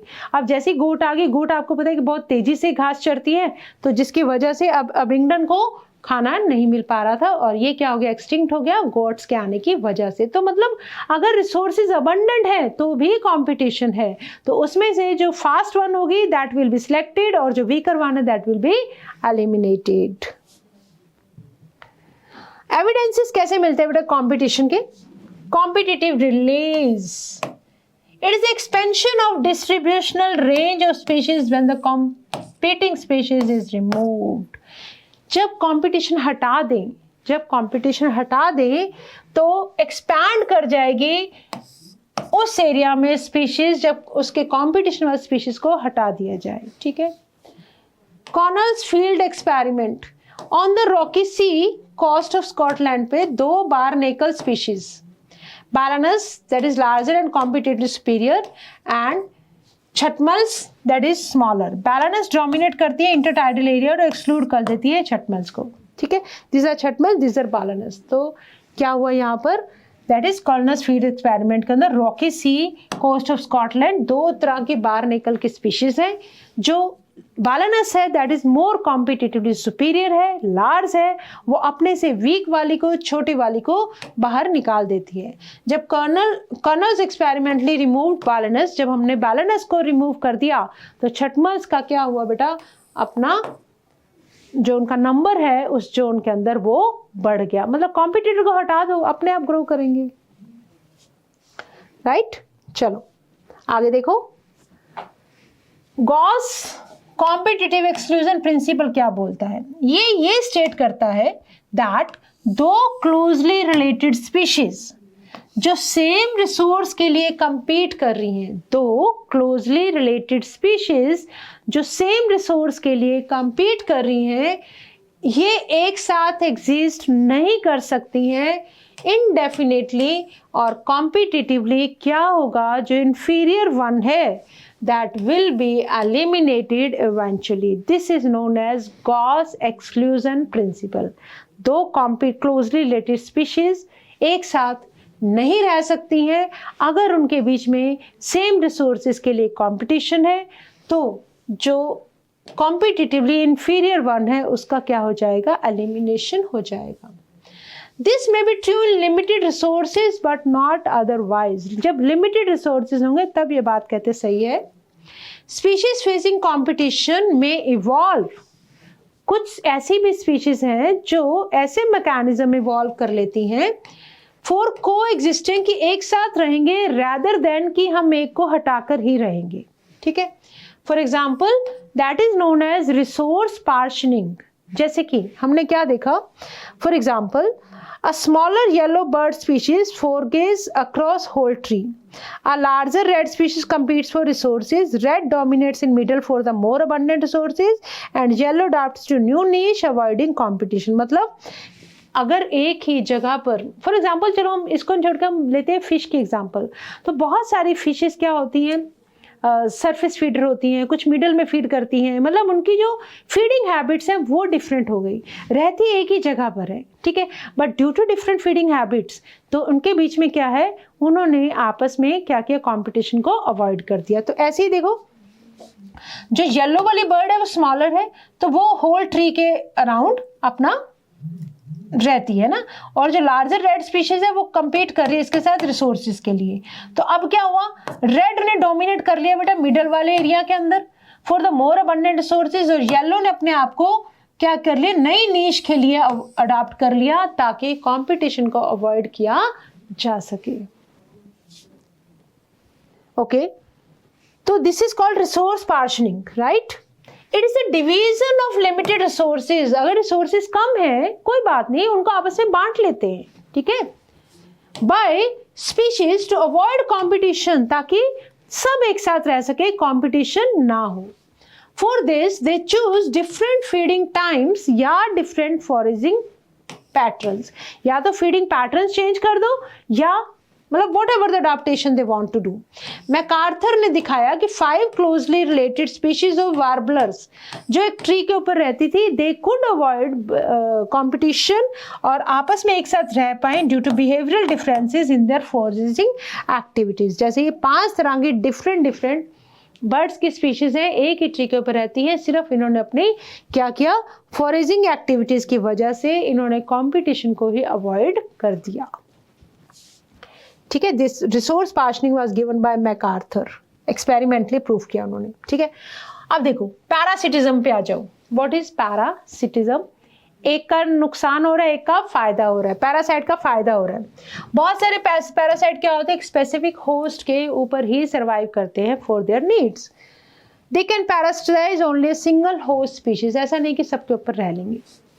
फॉर एग्जाम्पल मैकार्थर, अच्छा ये तो मैकार्थर वाला आ गया, behavioural difference in the foraging activity. देखो जैसे देखो पैरासिटिक वास्प लार्वे है, emerge from a caterpillar, tomato के ऊपर रहते हैं ये। ठीक है, तो ऐसे ही देखो जो लाइस है, जुए, they are also parasite. Mosquito क्या है, ऑल्सो पैरासाइट। ठीक है, चलो अडाप्टेशन देखो। अब देखो पैरासाइट को क्या करना पड़ता है बेटा, अपनी बॉडी को होस्ट के अकॉर्डिंग किस तरह के एटमॉस्फेयर में रहेंगे अपने आप को अडॉप्ट करते हैं। फॉर एग्जाम्पल सेंस ऑर्गन्स की जरूरत नहीं है तो वो लॉस हो जाते हैं। प्रेजेंस ऑफ एडिसिव ऑर्गन्स और सक्कर्स जो cling on the host. Digestive system नहीं है, हाई रिप्रोडक्टिव कैपेसिटी है। ठीक है, जैसे कि देखो सक्कर्स बन गए अपने आप को अटैच करवाने के लिए, सक्कर्स इन लैम्प्रे और ये लीच के अंदर suckers. Hirudinaria, this is blood leech, अपने आप को शक्कर की हेल्प से अटैच करवा लेगी और वहां से क्या करे, ब्लड सक करेगी। ऐसे देखो एस्कैरिस, तो इनके अंदर क्या है, different modifications, adaptation to live as parasite, है ना। लाइफ साइकिल ऑफ पैरासाइट्स जो होते हैं they are often complex. For example human liver fluke जो डिपेंड करता है 2 इंटरमीडिएट होस्ट के ऊपर, हमने पढ़ा हुआ है स्नेल और फिश के ऊपर, ताकि अपना लाइफ साइकिल कंप्लीट कर सके। ऐसे ही मलेरियल पैरासाइट हमने देखा है, needs mosquito to spread to other host. तो पैरासाइट ने अपने आप को अडॉप्ट किया है इस तरह से। पैरासाइट क्या करते हैं बेटा, हार्म करते हैं होस्ट को, रिड्यूस करते हैं survivor, population density, growth and reproduction of the host, और इवन होस्ट को फिजिकली वीक भी बना लेते हैं क्योंकि सारा न्यूट्रिशन उसका ले लेंगे, and more vulnerable to predation. तो पैरासाइट्स क्या होते हैं, these are just harming the host. Parasite now they are of 2 types, ectoparasite, endoparasite. जो बॉडी के बाहर रहे that is ectoparasite. You can see human lice sticks on dogs या कुछ ऐसे organism, roundworms, tapeworms and human liver fluke, these are endoparasites. Okay, ectoparasite क्या करते हैं बेटा, एक्सटर्नल सरफेस पे फीड करते हैं। Lice on human, sticks on dog. Ectoparasite copepods in many marine fishes, Cuscuta plant on hedge plants. It has no chlorophyll and leaves, amar belna. It derives nutrition from the host plant. देख लो, this is Cuscuta. ठीक है, female mosquitoes को हम parasite नहीं कहते हैं because it needs just our blood only for reproduction, not as food. तो आपसे पूछा जाए क्या female Anopheles is a parasite, आप बोलेंगे नहीं, बिकॉज ये हमारा सिर्फ ब्लड लेने के लिए आती है, इसको ब्लड चाहिए अपनी रिप्रोडक्टिव प्रोसेस के लिए, ना कि एज अ फूड। ठीक है, बट हाँ मलेरिया को जरूर ट्रांसफर, मलेरिया पैरासाइट को जरूर ट्रांसफर कर देती है ह्यूमन बॉडी के अंदर। पैरासाइट जो बॉडी के अंदर रहते हैं उनको बोलते हैं डिफरेंट साइट्स पे, liver, kidney, lungs, RBC etcetera, जिनको बोलते हैं बेटा endoparasites. Life cycle of endoparasites are more complex, right. इनके पास सिंपल मॉर्फोलॉजिकल और एनाटॉमिकल फीचर्स होते हैं, मतलब, और हाई रिप्रोडक्टिव पोटेंशियल होता है क्योंकि इनको बॉडी के अंदर रहकर सिर्फ और सिर्फ अपना नंबर बढ़ाना है, बाकी सब कुछ तो इनको मिल ही जाता है होस्ट की बॉडी से। ओके, अब देखो पैरासाइटिक बर्ड्स ले, अच्छा दूसरी हमारे पास एग्जांपल है बेटा brood parasitism in birds. Brood parasitism का मतलब क्या होता है, जो पैरासिटिक बर्ड्स हैं वो एग ले करते हैं नेस्ट के अंदर, किसके, अपने होस्ट के नेस्ट के अंदर, और let's the host incubate them, मतलब कोयल अपने जो अंडे है कहाँ दे रही है? क्रो के घोंसले में, ठीक है, होस्ट। तो brood parasitism in cuckoo bird and crow. और अब क्रो क्या करता है? उसको अपने अंडे समझ के उसकी केयर करता है, पर जैसी बेबी इमर्ज होंगे तो क्या होगा? मतलब बच्चे किसके होंगे? कोयल के। During evolution, eggs of the parasitic bird have evolved to resemble the host egg in size and color.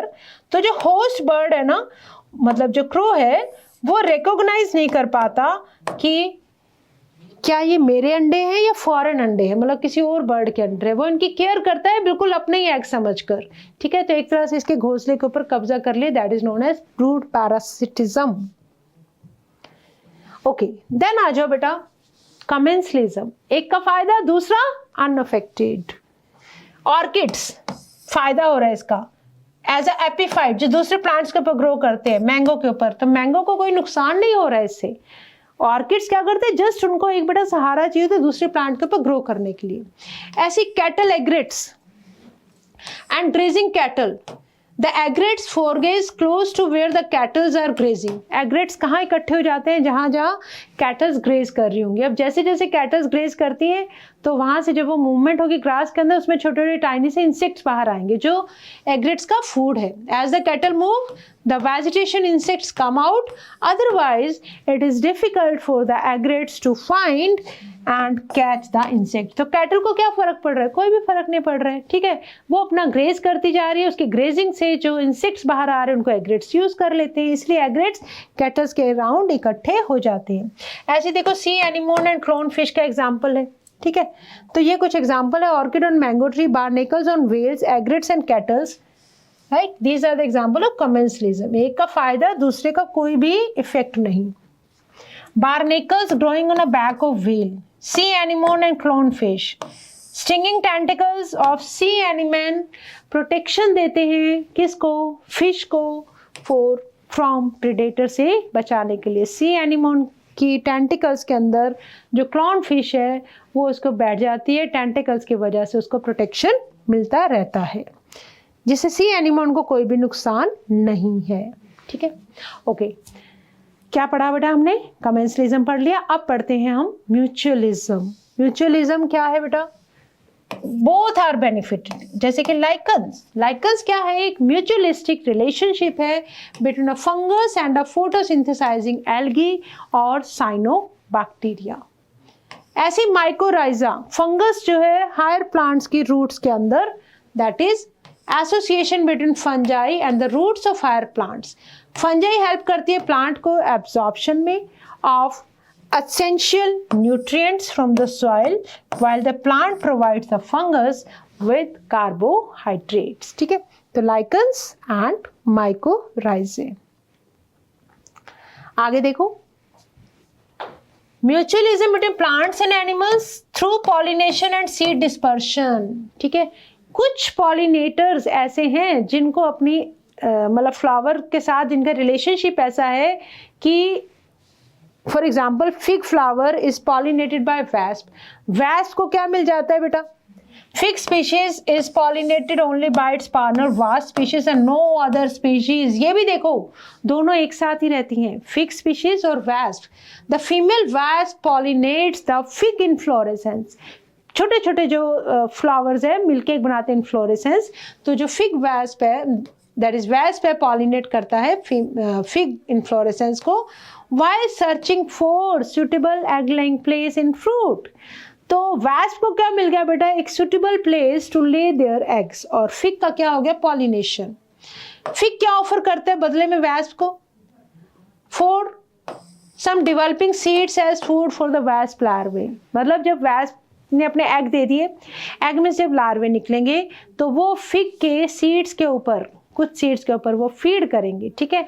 और फिग ने ये सब कुछ क्यों दिया? ताकि उसका पॉलिनेशन हो जाए, ठीक है। ये देखो दिस डायग्राम, वास्प ने अपने एग ले किए किसके अंदर? फिग फ्रूट के अंदर, लाइक दिस, ठीक है। दिस इज फिग, अंजीर जो आप पढ़ते हो। आगे देखो, mutualism between plants, pollinated seed के अंदर देखो, ऑर्किड्स के अंदर बेटा बहुत सारे फ्लावर पैटर्न्स दिखते हैं हमें, राइट। क्या होता है, they attract the right pollinator जैसे इंसेक्ट, बीज एंड बम्बल्स टू इंश्योर पॉलिनेशन। और जरूरी नहीं है सारे के सारे ऑर्किड जो है वो रिवार्ड्स दें, राइट। तो बट पॉलिनेटर, सेकेंड, हाँ, sexual deceit of the Ophrys Mediterranean orchids, ये बहुत अच्छा वाला एग्जांपल है। इसको देखो कैसे होगा, one petal of its flower, ठीक है, रिजेंबल करता है फीमेल बी इन साइज। एक पेटल जो है that is resembling the female bee, colour में, मार्किंग में और साइज में। सो जो मेल बी है वो ये समझता है दैट देयर इज पेटल को समझता है जैसे फीमेल बी है, तो स्यूडो कॉपुलेट कर जाता है विद द फ्लावर, और जिसके साथ उसकी पॉलन जो है फ्लावर की स्टिक कर जाएंगी और क्या हो जाएगा, पॉलिनेशन हो जाएगा। जब when this bee pseudocopulates with another flower it transfers pollen to it. तो this is sexual deceit, sexually धोखा दिया बेटा। पेटल ने अपनी जो साइज, अपना जो कलर वो इस तरह से बनाया that resemble female bee, male bee उसको फीमेल बी समझ के उस फ्लावर को विजिट करेगा और जिससे पॉलिनेशन हो जाएगा। बदले में कुछ मिला नहीं बल्कि धोखा ही मिला, बट फ्लावर ने अपना पॉलिनेशन करवा लिया, ठीक है। ओके, सेक्सुअल डिसीट ये हो गया। If the female bee's colour pattern, अगर जो फीमेल बी का जो कलर पैटर्न है स्लाइटली चेंज ड्यूरिंग एवोल्यूशन, तो पॉलिनेशन सक्सेस जो है वो रिड्यूस हो जाएगी, अनलेस द ऑर्किड फ्लावर को evolves to maintain the resemblance of its petal to the female bee, ठीक है। अगर कभी पेटल का कलर जो फीमेल बी का जो कलर पैटर्न अगर वो चेंज हो गया तो शायद ये पॉलिनेशन नहीं हो पाएगा, ठीक है। तो ये पढ़े बेटा हमने डिफरेंट इंटरेक्शंस किसके बीच में, डिफरेंट इंटरस्पेसिफिक इंटरेक्शन, दो डिफरेंट स्पीशीज कैसे आपस में इंटरेक्ट करती हैं। तो इसी के साथ ही हमने कर दिया बेटा पूरा चैप्टर कंप्लीट। फर्स्ट पार्ट में हमने समझा बायोटिक और एबायोटिक फैक्टर और different adaptations in organism in response to their abiotic factors. Then हमने पॉपुलेशन के एट्रीब्यूट्स पढ़े, पॉपुलेशन साइज, पॉपुलेशन डेंसिटी, ये सब कुछ हमने डिस्कस किया। देन हमें इंटरेक्शंस के बारे में पढ़ा, and with this we have completed the chapter organisms and population. So it's a time to say thank you now, but don't forget to subscribe to our channel, that is Science Easily channel, for all these amazing classes and latest updates. So thank you, but always remember that you have to learn with a smile.